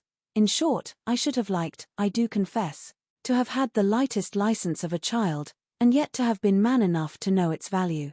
But now a knocking at the door was heard, and such a rush immediately ensued that she with laughing face and plundered dress was borne towards it the centre of a flushed and boisterous group, just in time to greet the father, who came home attended by a man laden with Christmas toys and presents. Then the shouting and the struggling, and the onslaught that was made on the defenceless porter, the scaling him with chairs for ladders to dive into his pockets, despoil him of brown paper parcels, hold on tight by his cravat, hug him round his neck, pommel his back, and kick his legs in irrepressible affection. The shouts of wonder and delight with which the development of every package was received. The terrible announcement that the baby had been taken in the act of putting a doll's frying pan into his mouth, and was more than suspected of having swallowed a fictitious turkey, glued on a wooden platter. The immense relief of finding this a false alarm. The joy, and gratitude, and ecstasy. They are all indescribable alike. It is enough that by degrees the children and their emotions got out of the parlor, and by one stair at a time, up to the top of the house, where they went to bed, and so subsided. And now Scrooge looked on more attentively than ever, when the master of the house, having his daughter leaning fondly on him, sat down with her and her mother at his own fireside, and when he thought that such another creature, quite as graceful and as full of promise, might have called him father, and been a springtime in the haggard winter of his life, his sight grew very dim indeed. Belle, said the husband, turning to his wife with a smile, I saw an old friend of yours this afternoon. Who was it? Guess. How can I? Tut, don't I know, she added in the same breath, laughing as he laughed. Mr. Scrooge. Mr. Scrooge it was. I passed his office window, and as it was not shut up, and he had a candle inside, I could scarcely help seeing him. His partner lies upon the point of death, I hear, and there he sat alone. Quite alone in the world, I do believe. Spirit, said Scrooge in a broken voice, remove me from this place. I told you these were shadows of the things that have been, said the ghost. That they are what they are, do not blame me, remove me. Scrooge exclaimed, I cannot bear it. He turned upon the ghost, and seeing that it looked upon him with a face, in which in some strange way there were fragments of all the faces it had shown him, wrestled with it. Leave me. Take me back. Haunt me no longer. In the struggle, if that can be called a struggle in which the ghost with no visible resistance on its own part was undisturbed by any effort of its adversary, Scrooge observed that its light was burning high and bright, and dimly connecting that with its influence over him, he seized the extinguisher cap, and by a sudden action pressed it down upon its head. The spirit dropped beneath it, so that the extinguisher covered its whole form, but though Scrooge pressed it down with all his force, he could not hide the light, which streamed from under it, in an unbroken flood upon the ground. He was conscious of being exhausted, and overcome by an irresistible drowsiness, and, further, of being in his own bedroom.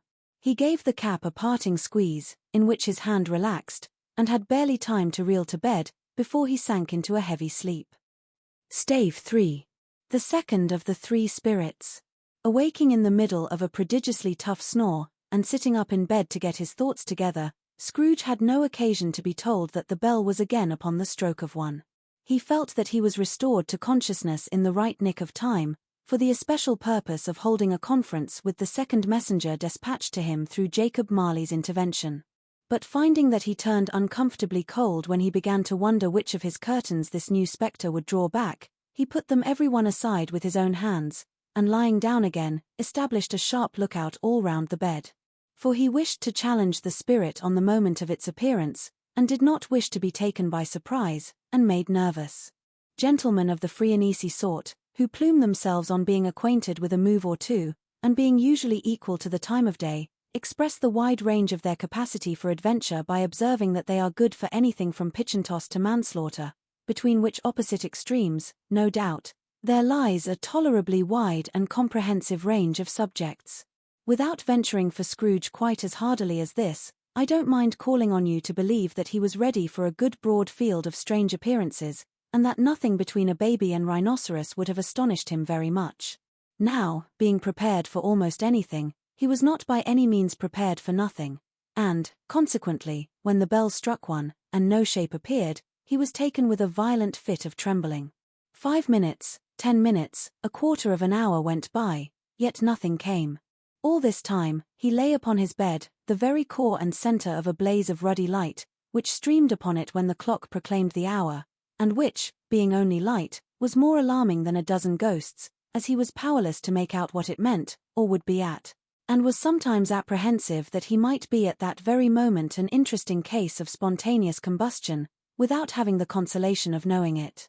At last, however, he began to think as you or I would have thought at first, for it is always the person not in the predicament who knows what ought to have been done in it, and would unquestionably have done it too. At last, I say, he began to think that the source and secret of this ghostly light might be in the adjoining room, from whence, on further tracing it, it seemed to shine.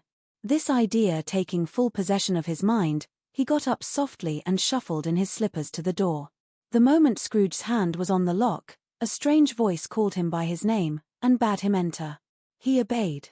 It was his own room. There was no doubt about that. But it had undergone a surprising transformation. The walls and ceiling were so hung with living green, that it looked a perfect grove, from every part of which, bright gleaming berries glistened. The crisp leaves of holly, mistletoe, and ivy reflected back the light, as if so many little mirrors had been scattered there, and such a mighty blaze went roaring up the chimney, as that dull petrification of a hearth had never known in Scrooge's time, or Marley's, or for many and many a winter season gone. Heaped up on the floor, to form a kind of throne, were turkeys, geese, game, poultry, brawn, great joints of meat, sucking pigs, long wreaths of sausages, mince pies, plum puddings, barrels of oysters, red-hot chestnuts, cherry-cheeked apples, juicy oranges, luscious pears, immense twelfth cakes, and seething bowls of punch, that made the chamber dim with their delicious steam. In easy state upon this couch, there sat a jolly giant, glorious to see, who bore a glowing torch, in shape not unlike Plenty's horn, and held it up, high up, to shed its light on Scrooge, as he came peeping round the door. "Come in," exclaimed the ghost. "Come in, and know me better, man." Scrooge entered timidly, and hung his head before this spirit. He was not the dogged Scrooge he had been, and though the spirit's eyes were clear and kind, he did not like to meet them. "I am the ghost of Christmas present," said the spirit. "Look upon me." Scrooge reverently did so. It was clothed in one simple green robe, or mantle, bordered with white fur. This garment hung so loosely on the figure, that its capacious breast was bare, as if disdaining to be warded or concealed by any artifice. Its feet, observable beneath the ample folds of the garment, were also bare, and on its head it wore no other covering than a holly wreath, set here and there with shining icicles.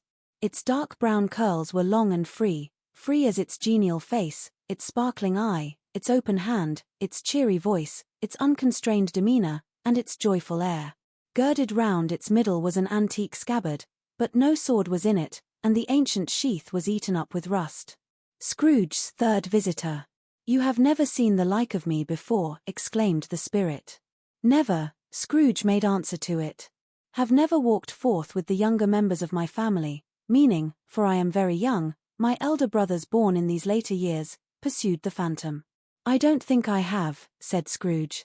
"I am afraid I have not." "Have you had many brothers, spirit?" "More than 1800, said the ghost. "A tremendous family to provide for," muttered Scrooge. The ghost of Christmas present rose. "Spirit," said Scrooge submissively, "conduct me where you will. I went forth last night on compulsion, and I learnt a lesson which is working now. Tonight, if you have aught to teach me, let me profit by it. Touch my robe." Scrooge did as he was told, and held it fast.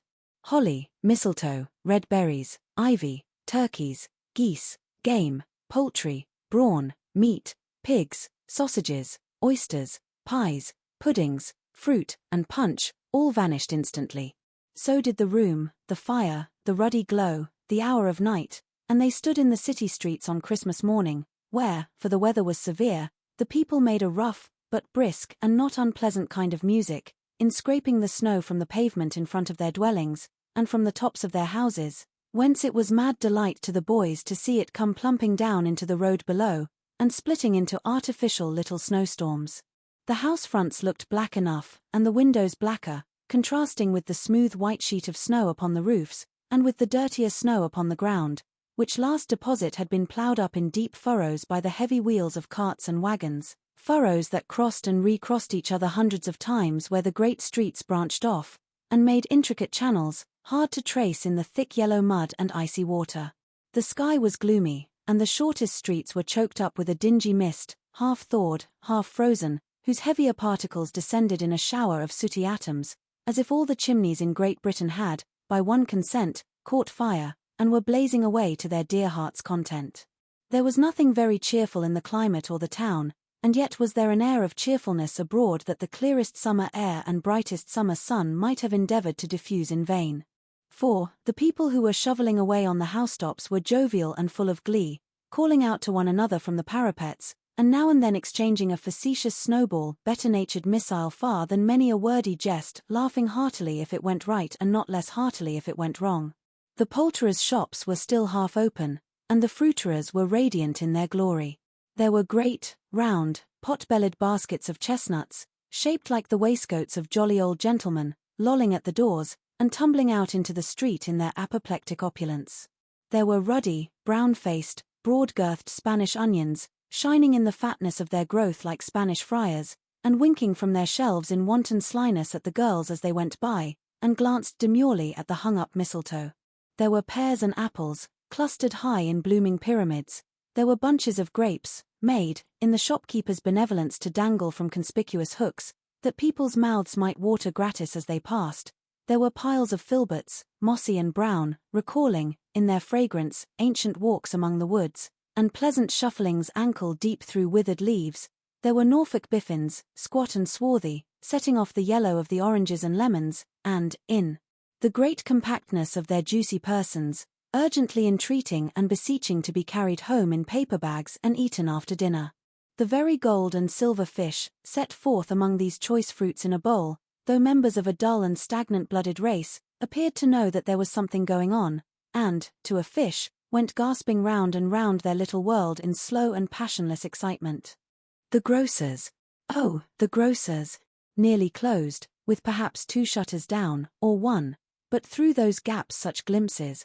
It was not alone that the scales descending on the counter made a merry sound, or that the twine and roller parted company so briskly, or that the canisters were rattled up and down like juggling tricks, or even that the blended scents of tea and coffee were so grateful to the nose, or even that the raisins were so plentiful and rare, the almonds so extremely white, the sticks of cinnamon so long and straight, the other spices so delicious, the candied fruits so caked and spotted with molten sugar as to make the coldest lookers-on feel faint and subsequently bilious. Nor was it that the figs were moist and pulpy, or that the French plums blushed in modest tartness from their highly decorated boxes, or that everything was good to eat and in its Christmas dress, but the customers were all so hurried and so eager in the hopeful promise of the day, that they tumbled up against each other at the door, crashing their wicker baskets wildly, and left their purchases upon the counter, and came running back to fetch them, and committed hundreds of the like mistakes.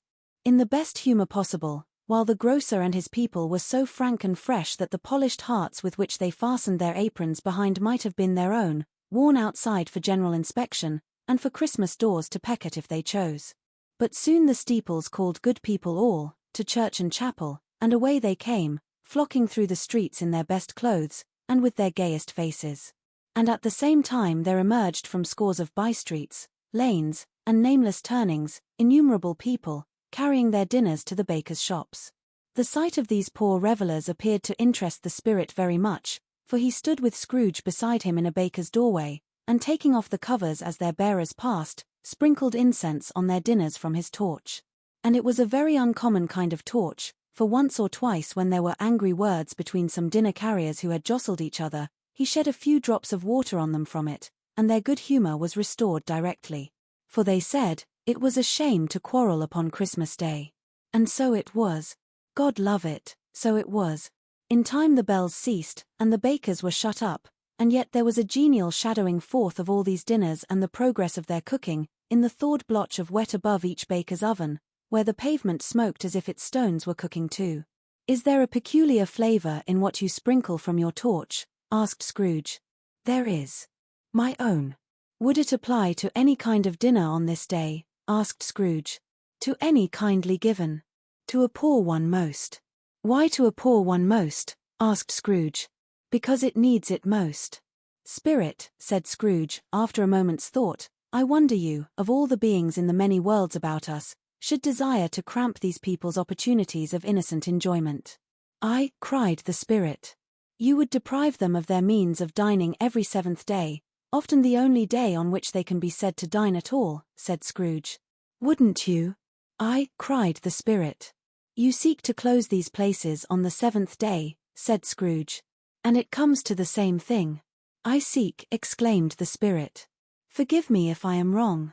It has been done in your name, or at least in that of your family, said Scrooge. There are some upon this earth of yours, returned the Spirit, who lay claim to know us, and who do their deeds of passion, pride, ill will, hatred, envy, bigotry, and selfishness in our name, who are as strange to us and all our kith and kin, as if they had never lived. Remember that, and charge their doings on themselves, not us. Scrooge promised that he would, and they went on, invisible, as they had been before, into the suburbs of the town. It was a remarkable quality of the ghost, which Scrooge had observed at the baker's, that notwithstanding his gigantic size, he could accommodate himself to any place with ease, and that he stood beneath a low roof quite as gracefully and like a supernatural creature, as it was possible he could have done in any lofty hall.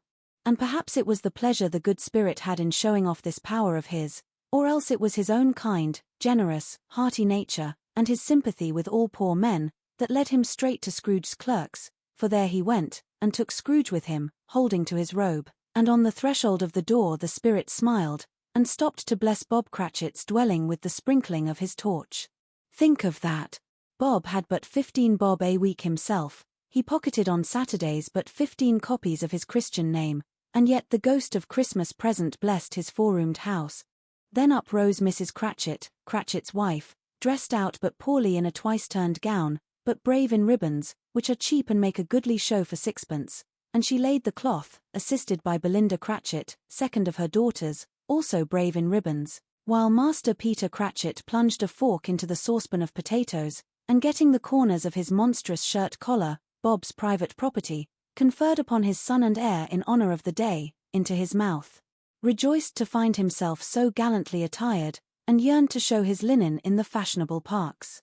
And now 2 smaller Cratchits, boy and girl, came tearing in, screaming that outside the baker's they had smelt the goose, and known it for their own, and basking in luxurious thoughts of sage and onion, these young Cratchits danced about the table, and exalted Master Peter Cratchit to the skies, while he, not proud, although his collars nearly choked him, blew the fire, until the slow potatoes bubbling up, knocked loudly at the saucepan lid to be let out and peeled. "What has ever got your precious father then?" said Mrs. Cratchit. "And your brother, Tiny Tim? And Martha worn tea as late last Christmas Day by half an hour?" "Here's Martha, mother," said a girl, appearing as she spoke. "Here's Martha, mother," cried the two young Cratchits. "Hurrah! There's such a goose, Martha. Why, bless your heart alive, my dear, how late you are," said Mrs. Cratchit, kissing her a dozen times, and taking off her shawl and bonnet for her with officious zeal. "We'd a deal of work to finish up last night," replied the girl, "and had to clear away this morning, mother." "Well, never mind so long as you are come," said Mrs. Cratchit. "Sit ye down before the fire, my dear, and have a warm, Lord bless ye." "No, no. There's father coming," cried the two young Cratchits, who were everywhere at once. "Hide, Martha, hide." So Martha hid herself, and in came little Bob, the father, with at least 3 feet of comforter exclusive of the fringe, hanging down before him, and his threadbare clothes darned up and brushed, to look seasonable, and Tiny Tim upon his shoulder. Alas for Tiny Tim, he bore a little crutch, and had his limbs supported by an iron frame. "Why, where's our Martha?" cried Bob Cratchit, looking round. "Not coming," said Mrs. Cratchit. "Not coming," said Bob, with a sudden declension in his high spirits, for he had been Tim's blood horse all the way from church, and had come home rampant. "Not coming upon Christmas Day." Martha didn't like to see him disappointed, if it were only in joke, so she came out prematurely from behind the closet door, and ran into his arms, while the two young Cratchits hustled Tiny Tim, and bore him off into the wash-house, that he might hear the pudding singing in the copper. "And how did little Tim behave?" asked Mrs. Cratchit, when she had rallied Bob on his credulity, and Bob had hugged his daughter to his heart's content. "As good as gold," said Bob, "and better. Somehow he gets thoughtful, sitting by himself so much, and thinks the strangest things you ever heard. He told me, coming home, that he hoped the people saw him in the church, because he was a cripple, and it might be pleasant to them to remember upon Christmas Day, who made lame beggars walk, and blind men see." Bob's voice was tremulous when he told them this, and trembled more when he said that Tiny Tim was growing strong and hearty. His active little crutch was heard upon the floor, and back came Tiny Tim before another word was spoken, escorted by his brother and sister to his stool before the fire, and while Bob, turning up his cuffs as if, poor fellow, they were capable of being made more shabby, compounded some hot mixture in a jug with gin and lemons, and stirred it round and put it on the hob to simmer, Master Peter and the two ubiquitous young Cratchits went to fetch the goose, with which they soon returned in high procession. Such a bustle ensued that you might have thought a goose the rarest of all birds, a feathered phenomenon, to which a black swan was a matter of course, and in truth it was something very like it in that house. Mrs. Cratchit made the gravy ready beforehand in a little saucepan, hissing hot. Master Peter mashed the potatoes with incredible vigor. Miss Belinda sweetened up the applesauce.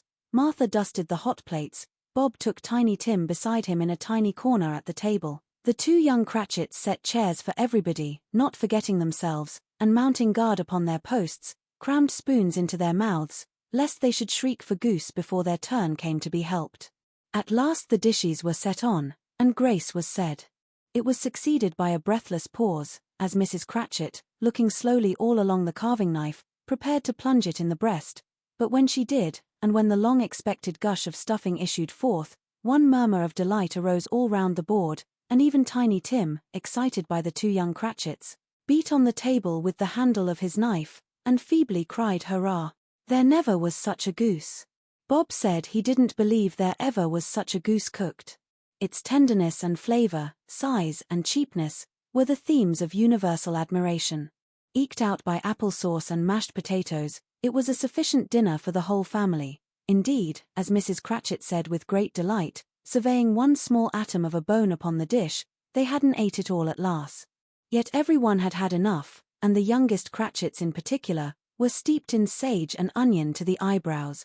But now, the plates being changed by Miss Belinda, Mrs. Cratchit left the room alone, too nervous to bear witnesses, to take the pudding up and bring it in. Suppose it should not be done enough? Suppose it should break in turning out? Suppose somebody should have got over the wall of the backyard and stolen it, while they were merry with the goose, a supposition at which the two young Cratchits became livid. All sorts of horrors were supposed. Hello! A great deal of steam. The pudding was out of the copper. A smell like a washing day. That was the cloth. A smell like an eating house and a pastrycook's next door to each other, with a laundress's next door to that. That was the pudding. In half a minute Mrs. Cratchit entered, flushed, but smiling proudly, with the pudding, like a speckled cannonball, so hard and firm, blazing in half a quartern of ignited brandy, and bedight with Christmas holly stuck into the top. Oh, a wonderful pudding, Bob Cratchit said, and calmly too, that he regarded it as the greatest success achieved by Mrs. Cratchit since their marriage. Mrs. Cratchit said that now the weight was off her mind, she would confess she had had her doubts about the quantity of flour. Everybody had something to say about it, but nobody said or thought it was at all a small pudding for a large family. It would have been flat heresy to do so. Any Cratchit would have blushed to hint at such a thing. At last the dinner was all done, the cloth was cleared, the hearth swept, and the fire made up.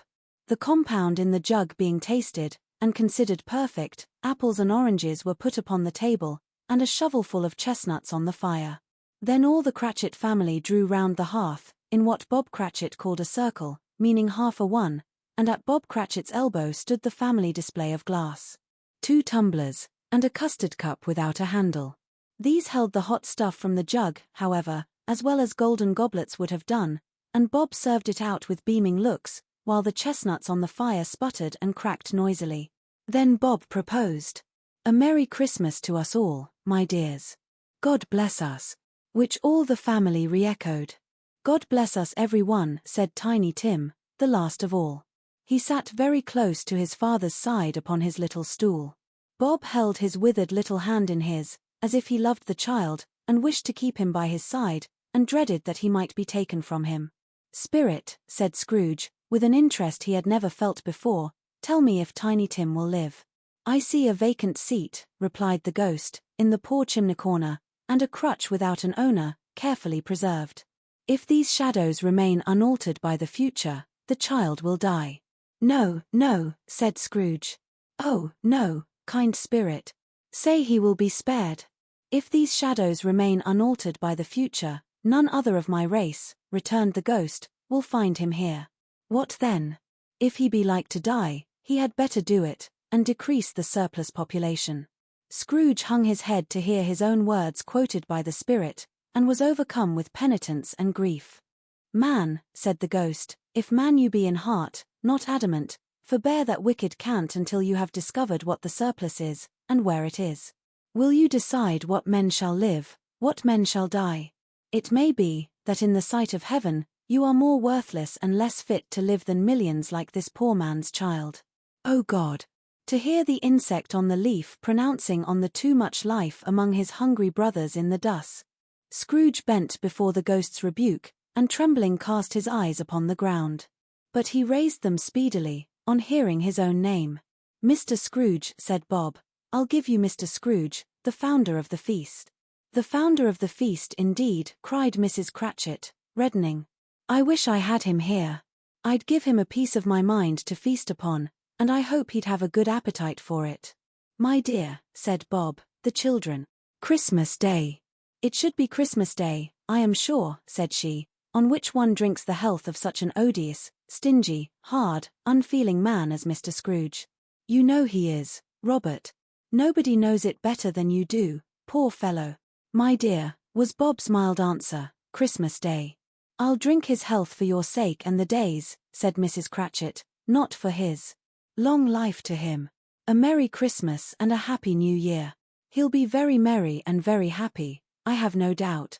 The children drank the toast after her. It was the first of their proceedings which had no heartiness. Tiny Tim drank it last of all, but he didn't care twopence for it. Scrooge was the ogre of the family. The mention of his name cast a dark shadow on the party, which was not dispelled for full 5 minutes. After it had passed away, they were 10 times merrier than before, from the mere relief of Scrooge the baleful being done with. Bob Cratchit told them how he had a situation in his eye for Master Peter, which would bring in, if obtained, full 5 and 6pence weekly. The two young Cratchits laughed tremendously at the idea of Peter's being a man of business, and Peter himself looked thoughtfully at the fire from between his collars, as if he were deliberating what particular investments he should favour when he came into the receipt of that bewildering income. Martha, who was a poor apprentice at a milliner's, then told them what kind of work she had to do, and how many hours she worked at a stretch, and how she meant to lie abed tomorrow morning for a good long rest, tomorrow being a holiday she passed at home.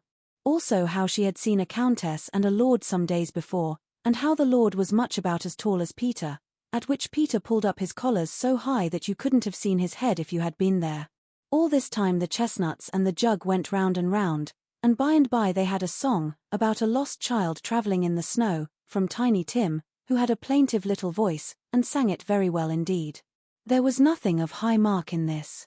They were not a handsome family, they were not well dressed, their shoes were far from being waterproof, their clothes were scanty, and Peter might have known, and very likely did, the inside of a pawnbroker's. But they were happy, grateful, pleased with one another, and contented with the time, and when they faded, and looked happier yet in the bright sprinklings of the spirit's torch at parting, Scrooge had his eye upon them, and especially on Tiny Tim, until the last.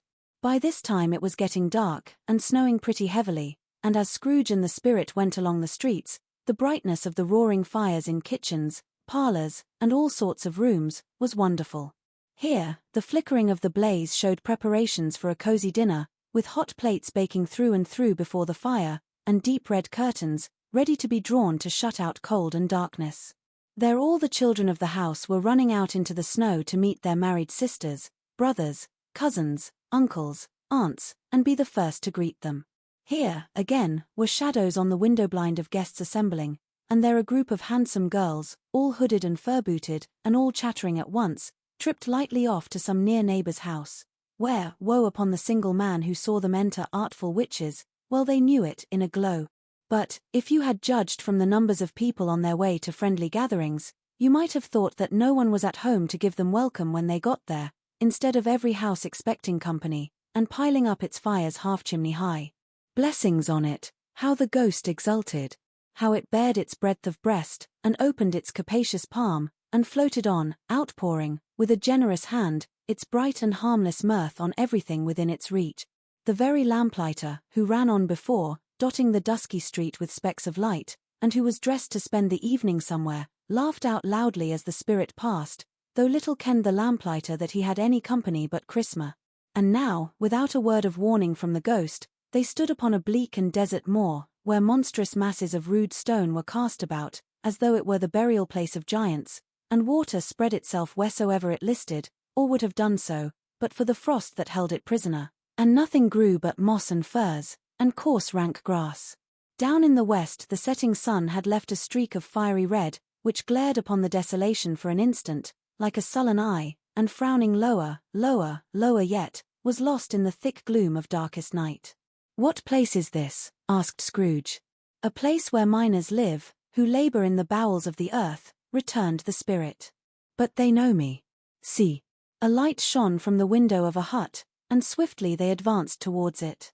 Passing through the wall of mud and stone, they found a cheerful company assembled round a glowing fire. An old man and woman, with their children and their children's children, and another generation beyond that, all decked out gaily in their holiday attire. The old man, in a voice that seldom rose above the howling of the wind upon the barren waste, was singing them a Christmas song. It had been a very old song when he was a boy, and from time to time they all joined in the chorus. So surely as they raised their voices, the old man got quite blithe and loud, and so surely as they stopped, his vigour sank again. The spirit did not tarry here, but bade Scrooge hold his robe, and passing on above the moor, sped whither? Not to sea. To sea. To Scrooge's horror, looking back, he saw the last of the land, a frightful range of rocks, behind them, and his ears were deafened by the thundering of water, as it rolled and roared, and raged among the dreadful caverns it had worn, and fiercely tried to undermine the earth. Built upon a dismal reef of sunken rocks, some league or so from shore, on which the waters chafed and dashed, the wild year through, there stood a solitary lighthouse. Great heaps of seaweed clung to its base, and storm birds, born of the wind one might suppose, as seaweed of the water rose and fell about it, like the waves they skimmed. But even here, two men who watched the light had made a fire, that through the loophole in the thick stone wall shed out a ray of brightness on the awful sea. Joining their horny hands over the rough table at which they sat, they wished each other Merry Christmas in their can of grog, and one of them, the elder, too, with his face all damaged and scarred with hard weather, as the figurehead of an old ship might be, struck up a sturdy song that was like a gale in itself. Again the ghost sped on, above the black and heaving sea, on, until, being far away, as he told Scrooge, from any shore, they lighted on a ship. They stood beside the helmsman at the wheel, the lookout in the bow, the officers who had the watch, dark, ghostly figures in their several stations, but every man among them hummed a Christmas tune, or had a Christmas thought, or spoke below his breath to his companion of some bygone Christmas day, with homeward hopes belonging to it. And every man on board, waking or sleeping, good or bad, had had a kinder word for another on that day than on any day in the year, and had shared to some extent in its festivities, and had remembered those he cared for at a distance, and had known that they delighted to remember him. It was a great surprise to Scrooge, while listening to the moaning of the wind, and thinking what a solemn thing it was to move on through the lonely darkness over an unknown abyss, whose depths were secrets as profound as death. It was a great surprise to Scrooge, while thus engaged, to hear a hearty laugh. It was a much greater surprise to Scrooge to recognize it as his own nephew's and to find himself in a bright, dry, gleaming room, with the Spirit standing smiling by his side, and looking at that same nephew with approving affability. "Ha, ha," laughed Scrooge's nephew. "Ha, ha, ha. If you should happen, by any unlikely chance, to know a man more blessed in a laugh than Scrooge's nephew, all I can say is, I should like to know him too. Introduce him to me, and I'll cultivate his acquaintance. It is a fair, even-handed, noble adjustment of things, that while there is infection in disease and sorrow, there is nothing in the world so irresistibly contagious as laughter and good humor." When Scrooge's nephew laughed in this way, holding his sides, rolling his head, and twisting his face into the most extravagant contortions, Scrooge's niece, by marriage, laughed as heartily as he. And their assembled friends, being not a bit behindhand, roared out lustily. "Ha, ha, ha, ha, ha, ha. He said that Christmas was a humbug, as I live," cried Scrooge's nephew. "He believed it too." "More shame for him, Fred," said Scrooge's niece, indignantly. "Bless those women, they never do anything by halves. They are always in earnest." She was very pretty, exceedingly pretty, with a dimpled, surprised-looking, capital face, a ripe little mouth, that seemed made to be kissed, as no doubt it was, all kinds of good little dots about her chin, that melted into one another when she laughed, and the sunniest pair of eyes you ever saw in any little creature's head. Altogether she was what you would have called provoking, you know, but satisfactory, too. "Oh, perfectly satisfactory. He's a comical old fellow," said Scrooge's nephew, "that's the truth, and not so pleasant as he might be. However, his offences carry their own punishment, and I have nothing to say against him." "I'm sure he is very rich, Fred," hinted Scrooge's niece. "At least you always tell me so." "What of that, my dear?" said Scrooge's nephew. "His wealth is of no use to him. He don't do any good with it. He don't make himself comfortable with it. He hasn't the satisfaction of thinking, ha, ha, ha, that he is ever going to benefit us with it." "I have no patience with him," observed Scrooge's niece. Scrooge's niece's sisters, and all the other ladies, expressed the same opinion. "Oh, I have," said Scrooge's nephew. "I am sorry for him. I couldn't be angry with him if I tried. Who suffers by his ill whims? Himself, always. Here, he takes it into his head to dislike us, and he won't come and dine with us. What's the consequence? He don't lose much of a dinner." "Indeed, I think he loses a very good dinner," interrupted Scrooge's niece. Everybody else said the same, and they must be allowed to have been competent judges, because they had just had dinner, and, with the dessert upon the table, were clustered round the fire, by lamplight. "Well, I'm very glad to hear it," said Scrooge's nephew, "because I haven't great faith in these young housekeepers. What do you say, Topper?" Topper had clearly got his eye upon one of Scrooge's niece's sisters, for he answered that a bachelor was a wretched outcast, who had no right to express an opinion on the subject. Whereat Scrooge's niece's sister, the plump one with the lace tucker, not the one with the roses, blushed. "Do go on, Fred," said Scrooge's niece, clapping her hands. "He never finishes what he begins to say. He is such a ridiculous fellow." Scrooge's nephew revelled in another laugh, and as it was impossible to keep the infection off, though the plump sister tried hard to do it with aromatic vinegar, his example was unanimously followed.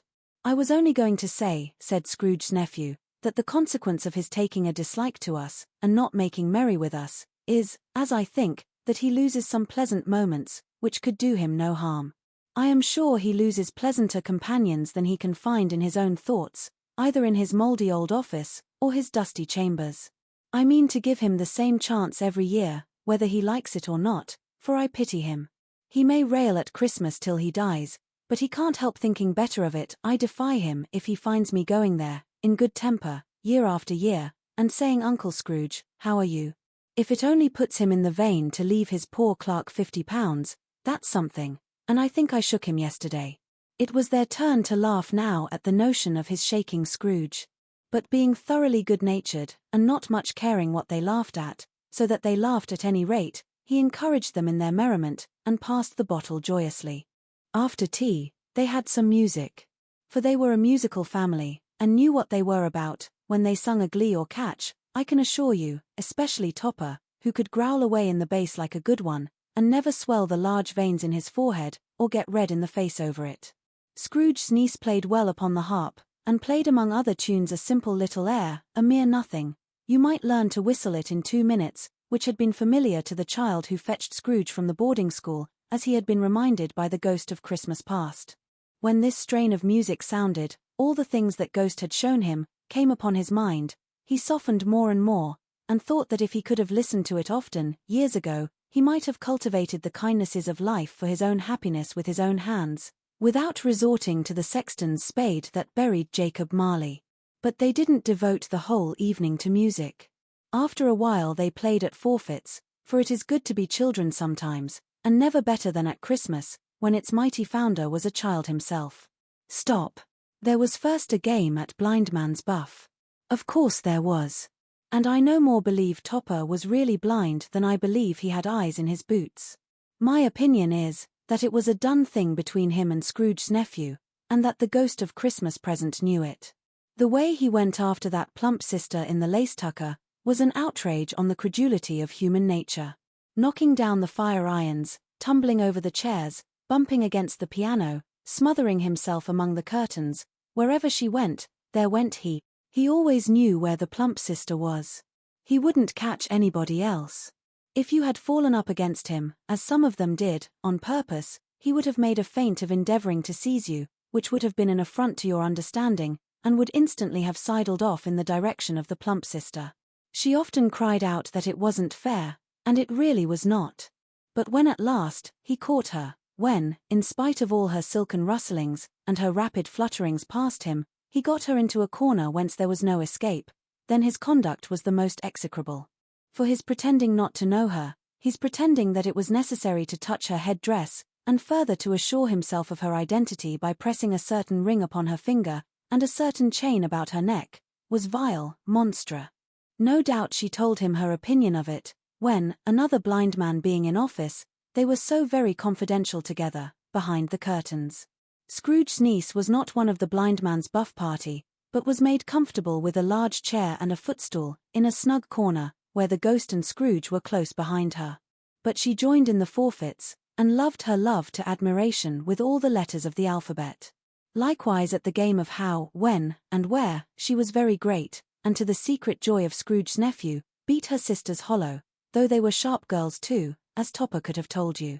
There might have been 20 people there, young and old, but they all played, and so did Scrooge, for wholly forgetting in the interest he had in what was going on, that his voice made no sound in their ears. He sometimes came out with his guess quite loud, and very often guessed quite right, too, for the sharpest needle, best Whitechapel, warranted not to cut in the eye, was not sharper than Scrooge, blunt as he took it in his head to be. The ghost was greatly pleased to find him in this mood, and looked upon him with such favour, that he begged like a boy to be allowed to stay until the guests departed. But this the spirit said could not be done. "Here is a new game," said Scrooge. "1/2 hour, spirit, only one." It was a game called Yes and No, where Scrooge's nephew had to think of something, and the rest must find out what, he only answering to their questions yes or no, as the case was. The brisk fire of questioning to which he was exposed, elicited from him that he was thinking of an animal, a live animal, rather a disagreeable animal, a savage animal, an animal that growled and grunted sometimes, and talked sometimes, and lived in London, and walked about the streets, and wasn't made a show of, and wasn't led by anybody, and didn't live in a menagerie, and was never killed in a market, and was not a horse, or an ass, or a cow, or a bull, or a tiger, or a dog, or a pig, or a cat, or a bear. At every fresh question that was put to him, this nephew burst into a fresh roar of laughter, and was so inexpressibly tickled that he was obliged to get up off the sofa and stamp. At last the plump sister, falling into a similar state, cried out, "I have found it out. I know what it is, Fred. I know what it is." "What is it?" cried Fred. "It's your Uncle Scrooge." Which it certainly was. Admiration was the universal sentiment, though some objected that the reply to "Is it a bear?" ought to have been yes, inasmuch as an answer in the negative was sufficient to have diverted their thoughts from Mr. Scrooge, supposing they had ever had any tendency that way. "He has given us plenty of merriment, I am sure," said Fred, "and it would be ungrateful not to drink his health. Here is a glass of mulled wine ready to our hand at the moment, and I say, Uncle Scrooge." "Well, Uncle Scrooge," they cried. "A Merry Christmas and a Happy New Year to the old man, whatever he is," said Scrooge's nephew. "He wouldn't take it from me, but may he have it, nevertheless." Uncle Scrooge. Uncle Scrooge had imperceptibly become so gay and light of heart that he would have pledged the unconscious company in return, and thanked them in an inaudible speech, if the ghost had given him time. But the whole scene passed off in the breath of the last word spoken by his nephew, and he and the spirit were again upon their travels. Much they saw, and far they went, and many homes they visited, but always with a happy end. The spirit stood beside sick beds, and they were cheerful, on foreign lands, and they were close at home, by struggling men, and they were patient in their greater hope, by poverty, and it was rich. In almshouse, hospital, and jail, in misery's every refuge, where vain man in his little brief authority had not made fast the door, and barred the spirit out, he left his blessing, and taught Scrooge his precepts. It was a long night, if it were only a night, but Scrooge had his doubts of this, because the Christmas holidays appeared to be condensed into the space of time they passed together. It was strange, too, that while Scrooge remained unaltered in his outward form, the ghost grew older, clearly older. Scrooge had observed this change, but never spoke of it, until they left a children's 12th night party, when, looking at the spirit as they stood together in an open place, he noticed that its hair was grey. "Are spirits' lives so short?" asked Scrooge. "My life upon this globe is very brief," replied the ghost. "It ends tonight." "Tonight," cried Scrooge. "Tonight at midnight. Hark! The time is drawing near." The chimes were ringing the 11:15 at that moment. "Forgive me if I am not justified in what I ask," said Scrooge, looking intently at the spirit's robe, "but I see something strange, and not belonging to yourself, protruding from your skirts. Is it a foot or a claw?" "It might be a claw, for the flesh there is upon it," was the spirit's sorrowful reply. "Look here." From the foldings of its robe, it brought 2 children, wretched, abject, frightful, hideous, miserable. They knelt down at its feet, and clung upon the outside of its garment. "Oh, man! Look here! Look, look, down here!" exclaimed the ghost. They were a boy and girl. Yellow, meager, ragged, scowling, wolfish, but prostrate, too, in their humility. Where graceful youth should have filled their features out, and touched them with its freshest tints, a stale and shriveled hand, like that of age, had pinched, and twisted them, and pulled them into shreds. Where angels might have sat enthroned, devils lurked, and glared out menacing. No change, no degradation, no perversion of humanity, in any grade, through all the mysteries of wonderful creation, has monsters half so horrible and dread. Scrooge started back, appalled. Having them shown to him in this way, he tried to say they were fine children, but the words choked themselves, rather than be parties to a lie of such enormous magnitude. "Spirit, are they yours?" Scrooge could say no more. "They are man's," said the spirit, looking down upon them. "And they cling to me, appealing from their fathers. This boy is ignorance. This girl is want. Beware them both, and all of their degree, but most of all beware this boy, for on his brow I see that written which is doom, unless the writing be erased. Deny it, cried the spirit, stretching out its hand towards the city. Slander those who tell it ye. Admit it for your factious purposes, and make it worse. And bide the end. Have they no refuge or resource? Cried Scrooge. Are there no prisons? Said the spirit, turning on him for the last time with his own words. Are there no workhouses? The bell struck 12. Scrooge looked about him for the ghost, and saw it not. As the last stroke ceased to vibrate, he remembered the prediction of old Jacob Marley, and lifting up his eyes, beheld a solemn phantom, draped and hooded, coming, like a mist along the ground, towards him. Stave 4. The last of the spirits. The phantom slowly, gravely, silently, approached. When it came near him, Scrooge bent down upon his knee, for in the very air through which this spirit moved it seemed to scatter gloom and mystery. It was shrouded in a deep black garment, which concealed its head, its face, its form, and left nothing of it visible save one outstretched hand. But for this it would have been difficult to detach its figure from the night, and separate it from the darkness by which it was surrounded. He felt that it was tall and stately when it came beside him, and that its mysterious presence filled him with a solemn dread. He knew no more, for the spirit neither spoke nor moved. I am in the presence of the ghost of Christmas yet to come, said Scrooge. The spirit answered not, but pointed onward with its hand. You are about to show me shadows of the things that have not happened, but will happen in the time before us, Scrooge pursued. Is that so, spirit? The upper portion of the garment was contracted for an instant in its folds, as if the spirit had inclined its head. That was the only answer he received. Although well used to ghostly company by this time, Scrooge feared the silent shape so much that his legs trembled beneath him, and he found that he could hardly stand when he prepared to follow it. The spirit paused a moment, as observing his condition, and giving him time to recover. But Scrooge was all the worse for this. It thrilled him with a vague uncertain horror, to know that behind the dusky shroud, there were ghostly eyes intently fixed upon him, while he, though he stretched his own to the utmost, could see nothing but a spectral hand and one great heap of black. Ghost of the future, he exclaimed, I fear you more than any spectre I have seen. But as I know your purpose is to do me good, and as I hope to live to be another man from what I was, I am prepared to bear you company, and do it with a thankful heart. Will you not speak to me? It gave him no reply. The hand was pointed straight before them. Lead on, said Scrooge. Lead on. The night is waning fast, and it is precious time to me, I know. Lead on, spirit. The phantom moved away as it had come towards him. Scrooge followed in the shadow of its dress, which bore him up, he thought, and carried him along. They scarcely seemed to enter the city, for the city rather seemed to spring up about them, and encompass them of its own act.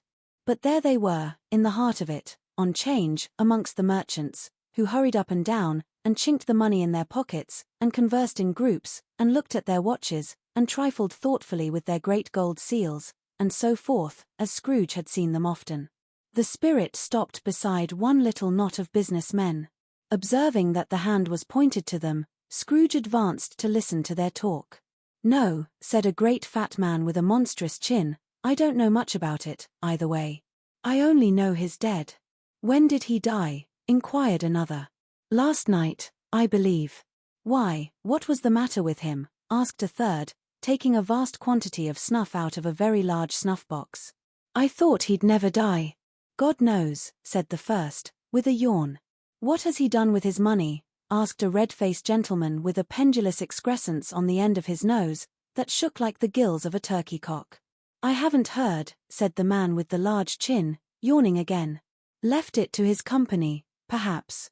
He hasn't left it to me. That's all I know. This pleasantry was received with a general laugh. It's likely to be a very cheap funeral, said the same speaker, for upon my life I don't know of anybody to go to it. Suppose we make up a party and volunteer? I don't mind going if a lunch is provided, observed the gentleman with the excrescence on his nose. But I must be fed, if I make one. Another laugh. Well, I am the most disinterested among you, after all, said the first speaker, for I never wear black gloves, and I never eat lunch. But I'll offer to go, if anybody else will. When I come to think of it, I'm not at all sure that I wasn't his most particular friend, for we used to stop and speak whenever we met. Bye. Speakers and listeners strolled away, and mixed with other groups. Scrooge knew the men, and looked towards the spirit for an explanation. The phantom glided on into a street. Its finger pointed to two persons meeting. Scrooge listened again, thinking that the explanation might lie here. He knew these men, also, perfectly. They were men of business, very wealthy, and of great importance. He had made a point always of standing well in their esteem, in a business point of view, that is, strictly in a business point of view. "How are you?" said one. "How are you?" returned the other. "Well," said the first. "Old Scratch has got his own at last, hey?" "So I am told," returned the second. "Cold, isn't it? Seasonable for Christmas time. You're not a skater, I suppose?" No. Something else to think of. Good morning." Not another word. That was their meeting, their conversation, and their parting.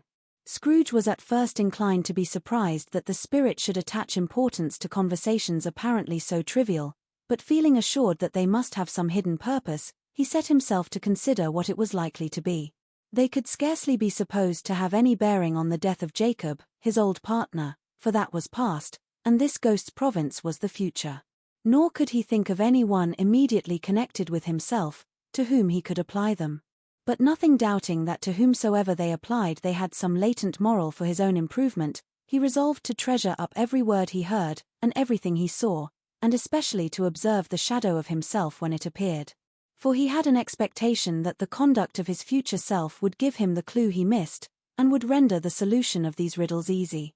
He looked about in that very place for his own image, but another man stood in his accustomed corner, and though the clock pointed to his usual time of day for being there, he saw no likeness of himself among the multitudes that poured in through the porch. It gave him little surprise, however, for he had been revolving in his mind a change of life, and thought and hoped he saw his newborn resolutions carried out in this. Quiet and dark, beside him stood the phantom, with its outstretched hand. When he roused himself from his thoughtful quest, he fancied from the turn of the hand, and its situation in reference to himself, that the unseen eyes were looking at him keenly. It made him shudder, and feel very cold. They left the busy scene, and went into an obscure part of the town, where Scrooge had never penetrated before, although he recognized its situation, and its bad repute. The ways were foul and narrow, the shops and houses wretched, the people half-naked, drunken, slipshod, ugly. Alleys and archways, like so many cesspools, disgorged their offences of smell, and dirt, and life, upon the straggling streets, and the whole quarter reeked with crime, with filth, and misery. Far in this den of infamous resort, there was a low-browed, beetling shop, below a penthouse roof, where iron, old rags, bottles, bones, and greasy offal were bought. Upon the floor within were piled up heaps of rusty keys, nails, chains, hinges, files, scales, weights, and refuse iron of all kinds. Secrets that few would like to scrutinize were bred and hidden in mountains of unseemly rags, masses of corrupted fat, and sepulchres of bones. Sitting in among the wares he dealt in, by a charcoal stove, made of old bricks, was a grey-haired rascal, nearly 70 years of age, who had screened himself from the cold air without, by a frowsy curtaining of miscellaneous tatters, hung upon a line, and smoked his pipe in all the luxury of calm retirement. Scrooge and the phantom came into the presence of this man, just as a woman with a heavy bundle slunk into the shop. But she had scarcely entered, when another woman, similarly laden, came in too, and she was closely followed by a man in faded black, who was no less startled by the sight of them, than they had been upon the recognition of each other. After a short period of blank astonishment, in which the old man with the pipe had joined them, they all three burst into a laugh. "Let the charwoman alone to be the first," cried she who had entered first. "Let the laundress alone to be the second, and let the undertaker's man alone to be the third. Look here, old Joe, here's a chance. If we haven't all three met here without meaning it." "You couldn't have met in a better place," said old Joe, removing his pipe from his mouth. "Come into the parlor. You were made free of it long ago, you know, and the other 2 strangers. Stop till I shut the door of the shop. Ah, how it squeaks. There ain't such a rusty bit of metal in the place as its own hinges, I believe, and I'm sure there's no such old bones here as mine. Ha, ha. We're all suitable to our calling, we're well matched. Come into the parlor. Come into the parlor. The parlor was the space behind the screen of rags. The old man raked the fire together with an old stair-rod, and having trimmed his smoky lamp, for it was night, with the stem of his pipe, put it in his mouth again. While he did this, the woman who had already spoken threw her bundle on the floor, and sat down in a flaunting manner on a stool, crossing her elbows on her knees, and looking with a bold defiance at the other two. What odds then? What odds, Mrs. Dilber, said the woman. Every person has a right to take care of themselves. He always did. That's true, indeed, said the laundress. No man more so. Why then, don't stand staring as if you was afraid, woman, who's the wiser? We're not going to pick holes in each other's coats, I suppose? No, indeed, said Mrs. Dilber and the man together. We should hope not. Very well, then, cried the woman. That's enough. Who's the worse for the loss of a few things like these?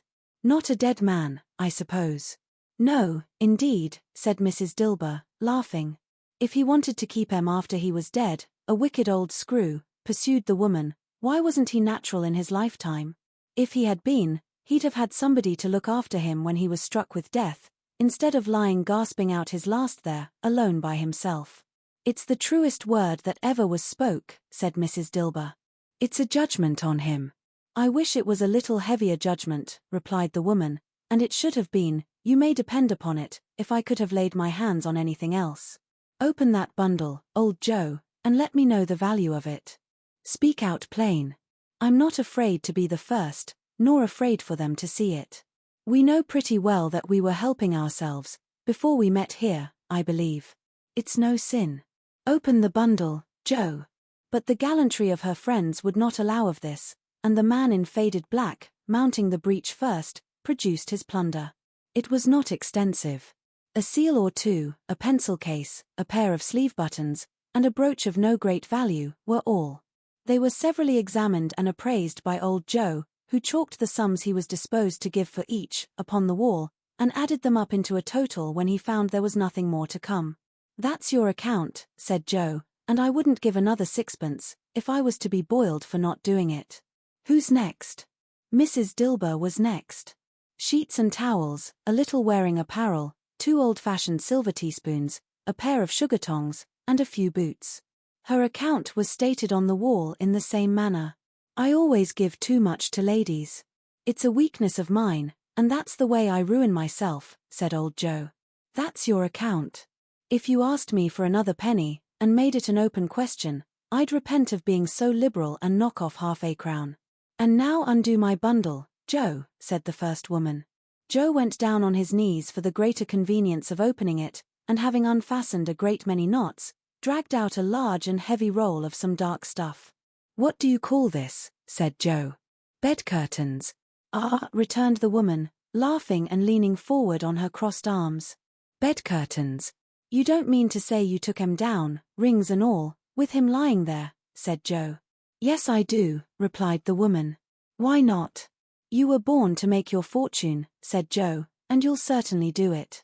I certainly shan't hold my hand, when I can get anything in it by reaching it out, for the sake of such a man as he was, I promise you, Joe, returned the woman coolly. Don't drop that oil upon the blankets, now. His blankets? Asked Joe. Whose else's do you think? Replied the woman. He isn't likely to take cold without 'em, I dare say. I hope he didn't die of anything catching. Eh? Said old Joe, stopping in his work, and looking up. Don't you be afraid of that, returned the woman. I ain't so fond of his company that I'd loiter about him for such things, if he did. Ah, you may look through that shirt till your eyes ache, but you won't find a hole in it, nor a threadbare place. It's the best he had, and a fine one too. They'd have wasted it, if it hadn't been for me. What do you call wasting of it? Asked old Joe. Putting it on him to be buried in, to be sure, replied the woman with a laugh. Somebody was fool enough to do it, but I took it off again. If calico and tea good enough for such a purpose, it isn't good enough for anything. It's quite as becoming to the body. He can't look uglier than he did in that one. Scrooge listened to this dialogue in horror. As they sat grouped about their spoil, in the scanty light afforded by the old man's lamp, he viewed them with a detestation and disgust, which could hardly have been greater, though they had been obscene demons, marketing the corpse itself. "Ha, ha," laughed the same woman, when old Joe, producing a flannel bag with money in it, told out their several gains upon the ground. "This is the end of it, you see. He frightened every one away from him when he was alive, to profit us when he was dead. Ha, ha, ha." "Spirit," said Scrooge, shuddering from head to foot. I see. The case of this unhappy man might be my own. My life tends that way, now. Merciful heaven, what is this?" He recoiled in terror, for the scene had changed, and now he almost touched a bed, a bare, uncurtained bed, on which, beneath a ragged sheet, there lay a something covered up, which, though it was dumb, announced itself in awful language. The room was very dark, too dark to be observed with any accuracy, though Scrooge glanced round it in obedience to a secret impulse, anxious to know what kind of room it was. A pale light, rising in the outer air, fell straight upon the bed, and on it, plundered and bereft, unwatched, unwept, and cared for, was the body of this man. Scrooge glanced towards the phantom. Its steady hand was pointed to the head. The cover was so carelessly adjusted that the slightest raising of it, the motion of a finger upon Scrooge's part, would have disclosed the face. He thought of it, felt how easy it would be to do, and longed to do it, but had no more power to withdraw the veil than to dismiss the spectre at his side. "O cold, cold, rigid, dreadful death, set up thine altar here, and dress it with such terrors as thou hast at thy command, for this is thy dominion. But of the loved, revered, and honoured head, thou canst not turn one hair to thy dread purposes, or make one feature odious. It is not that the hand is heavy and will fall down when released, it is not that the heart and pulse are still, but that the hand was open, generous, and true, the heart brave, warm, and tender, and the pulse a man's. Strike, shadow, strike, and see his good deeds springing from the wound, to sow the world with life immortal." No voice pronounced these words in Scrooge's ears, and yet he heard them when he looked upon the bed. He thought, if this man could be raised up now, what would be his foremost thoughts? Avarice, hard dealing, griping cares. They have brought him to a rich end, truly. He lay, in the dark empty house, with not a man, a woman, or a child, to say that he was kind to me in this or that, and for the memory of one kind word I will be kind to him. A cat was tearing at the door, and there was a sound of gnawing rats beneath the hearthstone. What they wanted in the room of death, and why they were so restless and disturbed, Scrooge did not dare to think. "Spirit," he said, "this is a fearful place. In leaving it, I shall not leave its lesson, trust me. Let us go." Still the ghost pointed with an unmoved finger to the head. "I understand you," Scrooge returned, "and I would do it, if I could. But I have not the power, Spirit. I have not the power." Again it seemed to look upon him. "If there is any person in the town who feels emotion caused by this man's death," said Scrooge quite agonized, "show that person to me, Spirit, I beseech you." The phantom spread its dark robe before him for a moment, like a wing, and withdrawing it, revealed a room by daylight, where a mother and her children were. She was expecting someone, and with anxious eagerness, for she walked up and down the room, started at every sound, looked out from the window, glanced at the clock, tried, but in vain, to work with her needle, and could hardly bear the voices of the children in their play. At length the long-expected knock was heard. She hurried to the door, and met her husband, a man whose face was careworn and depressed, though he was young. There was a remarkable expression in it now, a kind of serious delight of which he felt ashamed, and which he struggled to repress. He sat down to the dinner that had been hoarding for him by the fire, and when she asked him faintly what news, which was not until after a long silence, he appeared embarrassed how to answer. "Is it good," she said, "or bad?" "To help him." "Bad," he answered. "We are quite ruined." "No. There is hope yet, Caroline." "If he relents," she said, amazed, "there is. Nothing is past hope, if such a miracle has happened." "He is past relenting," said her husband. "He is dead." She was a mild and patient creature if her face spoke truth, but she was thankful in her soul to hear it, and she said so, with clasped hands. She prayed forgiveness the next moment, and was sorry, but the first was the emotion of her heart. What the half-drunken woman whom I told you of last night said to me, when I tried to see him and obtain a week's delay, and what I thought was a mere excuse to avoid me, turns out to have been quite true. He was not only very ill, but dying, then. To whom will our debt be transferred? I don't know. But before that time we shall be ready with the money, and even though we were not, it would be a bad fortune indeed to find so merciless a creditor in his successor. We may sleep tonight with light hearts, Caroline. Yes. Soften it as they would, their hearts were lighter. The children's faces, hushed and clustered round to hear what they so little understood, were brighter, and it was a happier house for this man's death. The only emotion that the ghost could show him, caused by the event, was one of pleasure. Let me see some tenderness connected with a death, said Scrooge, or that dark chamber, spirit, which we left just now, will be for ever present to me. The ghost conducted him through several streets familiar to his feet, and as they went along, Scrooge looked here and there to find himself, but nowhere was he to be seen. They entered poor Bob Cratchit's house, the dwelling he had visited before, and found the mother and the children seated round the fire. Quiet. Very quiet. The noisy little Cratchits were as still as statues in one corner, and sat looking up at Peter, who had a book before him. The mother and her daughters were engaged in sewing. But surely they were very quiet. And he took a child, and set him in the midst of them. Where had Scrooge heard those words? He had not dreamed them. The boy must have read them out, as he and the spirit crossed the threshold. Why did he not go on? The mother laid her work upon the table, and put her hand up to her face. The colour hurts my eyes, she said. The colour? Ah, poor Tiny Tim. They're better now again, said Cratchit's wife.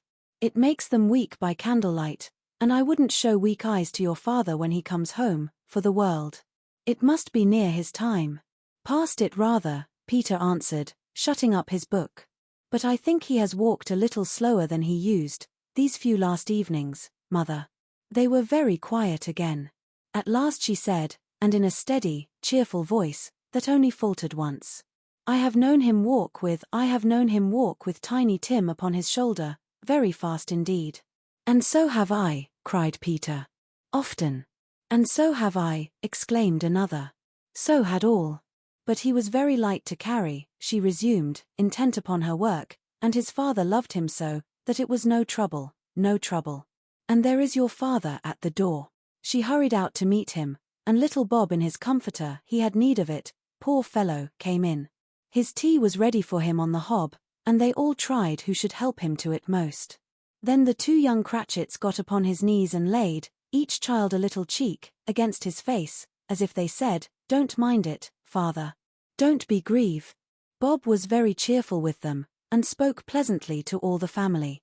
He looked at the work upon the table, and praised the industry and speed of Mrs. Cratchit and the girls. They would be done long before Sunday, he said. Sunday. You went today, then, Robert, said his wife. Yes, my dear, returned Bob. I wish you could have gone. It would have done you good to see how green a place it is. But you'll see it often. I promised him that I would walk there on a Sunday. My little child, cried Bob. My little child. He broke down all at once. He couldn't help it. If he could have helped it, he and his child would have been farther apart perhaps than they were. He left the room, and went upstairs into the room above, which was lighted cheerfully, and hung with Christmas. There was a chair set close beside the child, and there were signs of someone having been there, lately. Poor Bob sat down in it, and when he had thought a little and composed himself, he kissed the little face. He was reconciled to what had happened, and went down again quite happy. They drew about the fire, and talked, the girls and mother working still. Bob told them of the extraordinary kindness of Mr. Scrooge's nephew, whom he had scarcely seen but once, and who, meeting him in the street that day, and seeing that he looked just a little down you know, said Bob, inquired what had happened to distress him. On which, said Bob, for he is the pleasantest spoken gentleman you ever heard, I told him. I am heartily sorry for it, Mr. Cratchit, he said, and heartily sorry for your good wife. By the by, how he ever knew that, I don't know. Knew what, my dear? Why, that you were a good wife, replied Bob. Everybody knows that, said Peter. Very well observed, my boy, cried Bob. I hope they do, Heartily sorry, he said, for your good wife. If I can be of service to you in any way, he said, giving me his card, that's where I live. Pray come to me.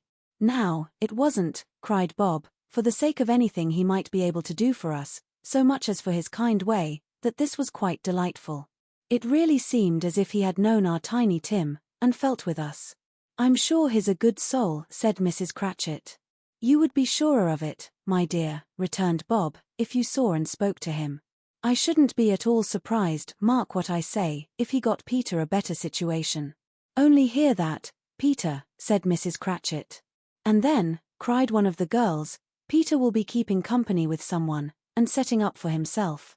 Get along with you, retorted Peter, grinning. It's just as likely as not, said Bob, one of these days, though there's plenty of time for that, my dear. But however and whenever we part from one another, I am sure we shall none of us forget poor Tiny Tim, shall we, or this first parting that there was among us? Never, father, cried they all. I am very happy, said little Bob, I am very happy. Mrs. Cratchit kissed him, his daughters kissed him, the two young Cratchits kissed him, and Peter and himself shook hands. Spirit of Tiny Tim, thy childish essence was from God. Spectre, said Scrooge, something informs me that our parting moment is at hand. I know it, but I know not how. Tell me what man that was whom we saw lying dead. The ghost of Christmas yet to come conveyed him, as before, though at a different time, he thought. Indeed, there seemed no order in these latter visions, save that they were in the future into the resorts of business men, but showed him not himself. Indeed, the spirit did not stay for anything, but went straight on, as to the end just now desired, until besought by Scrooge to tarry for a moment. This court, said Scrooge, through which we hurry now, is where my place of occupation is, and has been for a length of time. I see the house. Let me behold what I shall be, in days to come. The spirit stopped, the hand was pointed elsewhere. The house is yonder, Scrooge exclaimed. Why do you point away? The inexorable finger underwent no change. Scrooge hastened to the window of his office, and looked in. It was an office still, but not his. The furniture was not the same, and the figure in the chair was not himself. The phantom pointed as before. He joined it once again, and wondering why and whither he had gone, accompanied it until they reached an iron gate. He paused to look round before entering. A churchyard. Here, then, the wretched man whose name he had now to learn, lay underneath the ground. It was a worthy place. Walled in by houses, overrun by grass and weeds, the growth of vegetation's death, not life, choked up with too much burying, fat with repleted appetite. A worthy place. The spirit stood among the graves, and pointed down to one. He advanced towards it trembling. The phantom was exactly as it had been, but he dreaded that he saw new meaning in its solemn shape. Before I draw nearer to that stone to which you point, said Scrooge, answer me one question.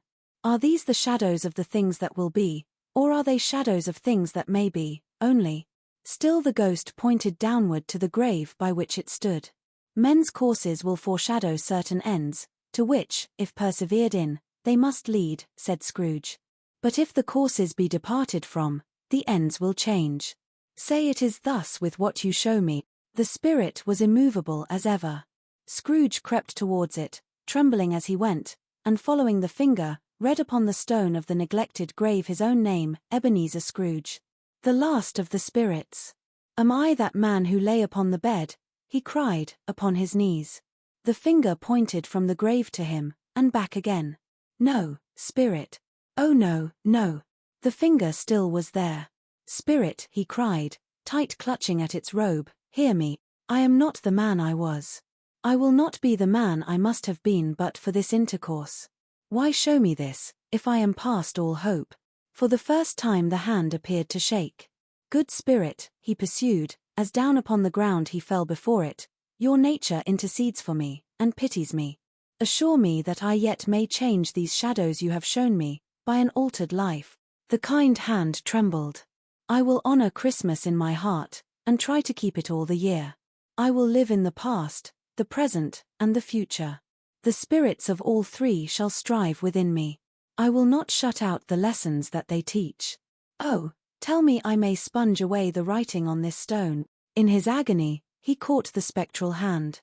It sought to free itself, but he was strong in his entreaty, and detained it.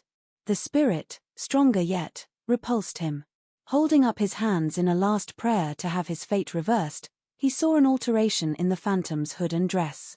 It shrunk, collapsed, and dwindled down into a bedpost. Stave 5. The end of it. Yes. And the bedpost was his own. The bed was his own, the room was his own. Best and happiest of all, the time before him was his own, to make amends in. I will live in the past, the present, and the future, Scrooge repeated, as he scrambled out of bed.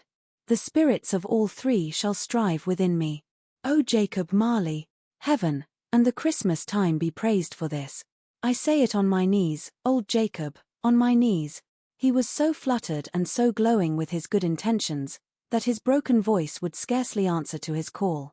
He had been sobbing violently in his conflict with the spirit, and his face was wet with tears. They are not torn down, cried Scrooge, folding one of his bed curtains in his arms. They are not torn down, rings and all. They are here, I am here, the shadows of the things that would have been, may be dispelled. They will be. I know they will. His hands were busy with his garments all this time, turning them inside out, putting them on upside down, tearing them, mislaying them, making them parties to every kind of extravagance. I don't know what to do, cried Scrooge, laughing and crying in the same breath, and making a perfect laocoon of himself with his stockings. I am as light as a feather, I am as happy as an angel, I am as merry as a schoolboy. I am as giddy as a drunken man. A Merry Christmas to everybody, a Happy New Year to all the world. Hello here. Whoop. Hello. He had frisked into the sitting room, and was now standing there, perfectly winded. There's the saucepan that the gruel was in, cried Scrooge, starting off again, and going round the fireplace. There's the door, by which the ghost of Jacob Marley entered. There's the corner where the ghost of Christmas Present sat. There's the window where I saw the wandering spirit. It's all right, it's all true, it all happened. Ha ha ha. Really, for a man who had been out of practice for so many years, it was a splendid laugh, a most illustrious laugh. The father of a long, long line of brilliant laughs. I don't know what day of the month it is, said Scrooge. I don't know how long I've been among the spirits. I don't know anything. I'm quite a baby. Never mind. I don't care. I'd rather be a baby. Hello. Whoop. Hello here. He was checked in his transports by the churches ringing out the lustiest peals he had ever heard. Clash, clang, hammer, ding, dong, bell. Bell, dong, ding, hammer, clang, clash. Oh, glorious, glorious. Running to the window, he opened it, and put out his head. No fog, no mist, clear, bright, jovial, stirring, cold, cold, piping for the blood to dance to, golden sunlight, heavenly sky, sweet fresh air, merry bells. Oh, glorious, glorious.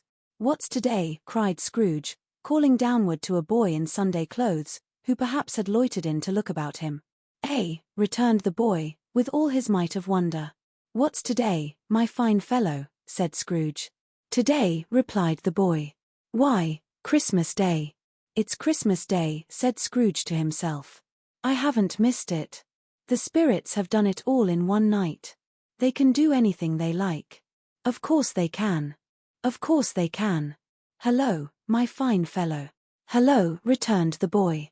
Do you know the poulterers, in the next street but one, at the corner? Scrooge inquired. I should hope I did, replied the lad. An intelligent boy, said Scrooge. A remarkable boy. Do you know whether they've sold the prize turkey that was hanging up there? Not the little prize turkey, the big one? What, the one as big as me? Returned the boy. What a delightful boy, said Scrooge. It's a pleasure to talk to him. Yes, my buck. It's hanging there now, replied the boy. Is it? Said Scrooge. Go and buy it. Walker, exclaimed the boy. No, no, said Scrooge, I am in earnest. Go and buy it, and tell 'em to bring it here, that I may give them the direction where to take it. Come back with the man, and I'll give you a shilling. Come back with him in less than 5 minutes and I'll give you half a crown. The boy was off like a shot.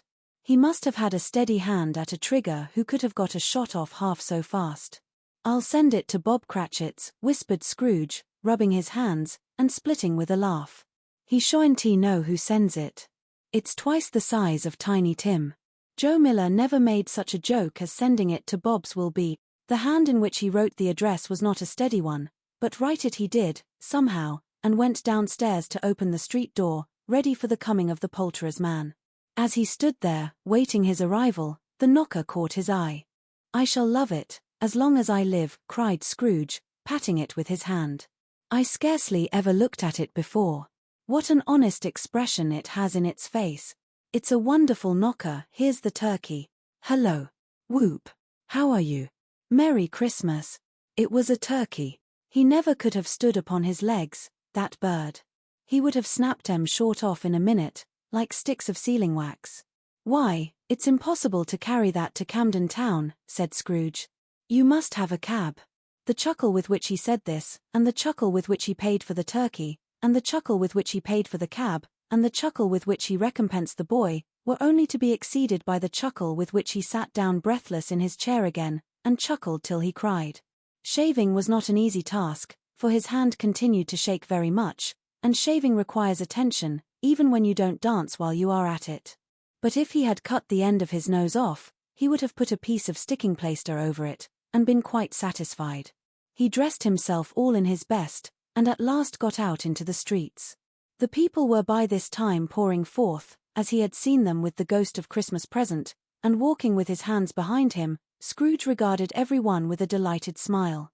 He looked so irresistibly pleasant, in a word, that 3 or 4 good-humoured fellows said, "Good morning, sir.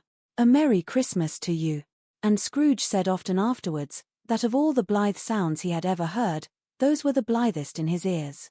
He had not gone far, when coming on towards him he beheld the portly gentleman, who had walked into his counting-house the day before, and said, "Scrooge and Marley's, I believe?" It sent a pang across his heart to think how this old gentleman would look upon him when they met, but he knew what path lay straight before him, and he took it. "My dear sir," said Scrooge, quickening his pace, and taking the old gentleman by both his hands. "How do you do? I hope you succeeded yesterday. It was very kind of you. A Merry Christmas to you, sir." "Mr. Scrooge?" "Yes," said Scrooge. "That is my name, and I fear it may not be pleasant to you. Allow me to ask your pardon. And will you have the goodness," here Scrooge whispered in his ear. "Lord bless me," cried the gentleman, as if his breath were taken away. "My dear Mr. Scrooge, are you serious?" "If you please," said Scrooge. "Not a farthing less. A great many back payments are included in it, I assure you. Will you do me that favor?" "My dear sir," said the other, shaking hands with him. "I don't know what to say to such munify." "Don't say anything, please," retorted Scrooge. "Come and see me." "Will you come and see me?" "I will," cried the old gentleman. And it was clear he meant to do it. "Thank ye," said Scrooge. "I am much obliged to you. I thank you 50 times. Bless you." He went to church, and walked about the streets, and watched the people hurrying to and fro, and patted children on the head, and questioned beggars, and looked down into the kitchens of houses, and up to the windows, and found that everything could yield him pleasure. He had never dreamed that any walk, that anything, could give him so much happiness. In the afternoon he turned his steps towards his nephew's house. He passed the door a dozen times, before he had the courage to go up and knock. But he made a dash, and did it. "Is your master at home, my dear?" said Scrooge to the girl. "Nice girl. Very. Yes, sir." "Where is he, my love?" said Scrooge. "He's in the dining room, sir, along with mistress." "I'll show you upstairs, if you please." "Thank ye." "He knows me," said Scrooge, with his hand already on the dining room lock. "I'll go in here, my dear." He turned it gently, and sidled his face in, round the door. They were looking at the table, which was spread out in great array, for these young housekeepers are always nervous on such points, and like to see that everything is right. "Fred," said Scrooge. Dear heart alive, how his niece by marriage started. Scrooge had forgotten, for the moment, about her sitting in the corner with the footstool, or he wouldn't have done it, on any account. "Why, bless my soul," cried Fred, "who's that?" "It's I. Your Uncle Scrooge. I have come to dinner. Will you let me in, Fred?" "Let him in." It is a mercy he didn't shake his arm off. He was at home in 5 minutes. Nothing could be heartier. His niece looked just the same. So did Topper when he came. So did the plump sister when she came. So did everyone when they came. Wonderful party, wonderful games, wonderful unanimity, wonderful happiness. But he was early at the office next morning. Oh, he was early there. If he could only be there first, and catch Bob Cratchit coming late. That was the thing he had set his heart upon. And he did it. Yes, he did. The clock struck 9. No Bob. A quarter past. No Bob. He was full 18 minutes and a half behind his time. Scrooge sat with his door wide open, that he might see him come into the tank. His hat was off, before he opened the door, his comforter too. He was on his stool in a jiffy, driving away with his pen, as if he were trying to overtake 9 o'clock. "Hello," growled Scrooge, in his accustomed voice, as near as he could feign it. "What do you mean by coming here at this time of day?" "I am very sorry, sir," said Bob. "I am behind my time." "You are?" repeated Scrooge. "Yes. I think you are. Step this way, sir, if you please." "It's only once a year, sir," pleaded Bob, appearing from the tank. "It shall not be repeated. I was making rather merry yesterday, sir." "Now, I'll tell you what, my friend," said Scrooge, "I am not going to stand this sort of thing any longer. And therefore," he continued, leaping from his stool, and giving Bob such a dig in the waistcoat that he staggered back into the tank again, "and therefore I am about to raise your salary." Bob trembled, and got a little nearer to the ruler. He had a momentary idea of knocking Scrooge down with it, holding him, and calling to the people in the court for help and a straight waistcoat. "A Merry Christmas, Bob," said Scrooge, with an earnestness that could not be mistaken, as he clapped him on the back. "A merrier Christmas, Bob, my good fellow, than I have given you, for many a year. I'll raise your salary, and endeavor to assist your struggling family, and we will discuss your affairs this very afternoon, over a Christmas bowl of smoking bishop, Bob. Make up the fires, and buy another coal scuttle before you dot another I, Bob Cratchit." Scrooge was better than his word. He did it all, and infinitely more, and to Tiny Tim, who did not die, he was a second father. He became as good a friend, as good a master, and as good a man, as the good old city knew, or any other good old city, town, or borough, in the good old world. Some people laughed to see the alteration in him, but he let them laugh, and little heeded them, for he was wise enough to know that nothing ever happened on this globe, for good, at which some people did not have their fill of laughter in the outset, and knowing that such as these would be blind anyway, he thought it quite as well that they should wrinkle up their eyes in grins, as have the malady in less attractive forms. His own heart laughed, and that was quite enough for him. He had no further intercourse with spirits, but lived upon the total abstinence principle, ever afterwards, and it was always said of him, that he knew how to keep Christmas well, if any man alive possessed the knowledge. May that be truly said of us, and all of us. And so, as Tiny Tim observed, God bless us, every one. The end.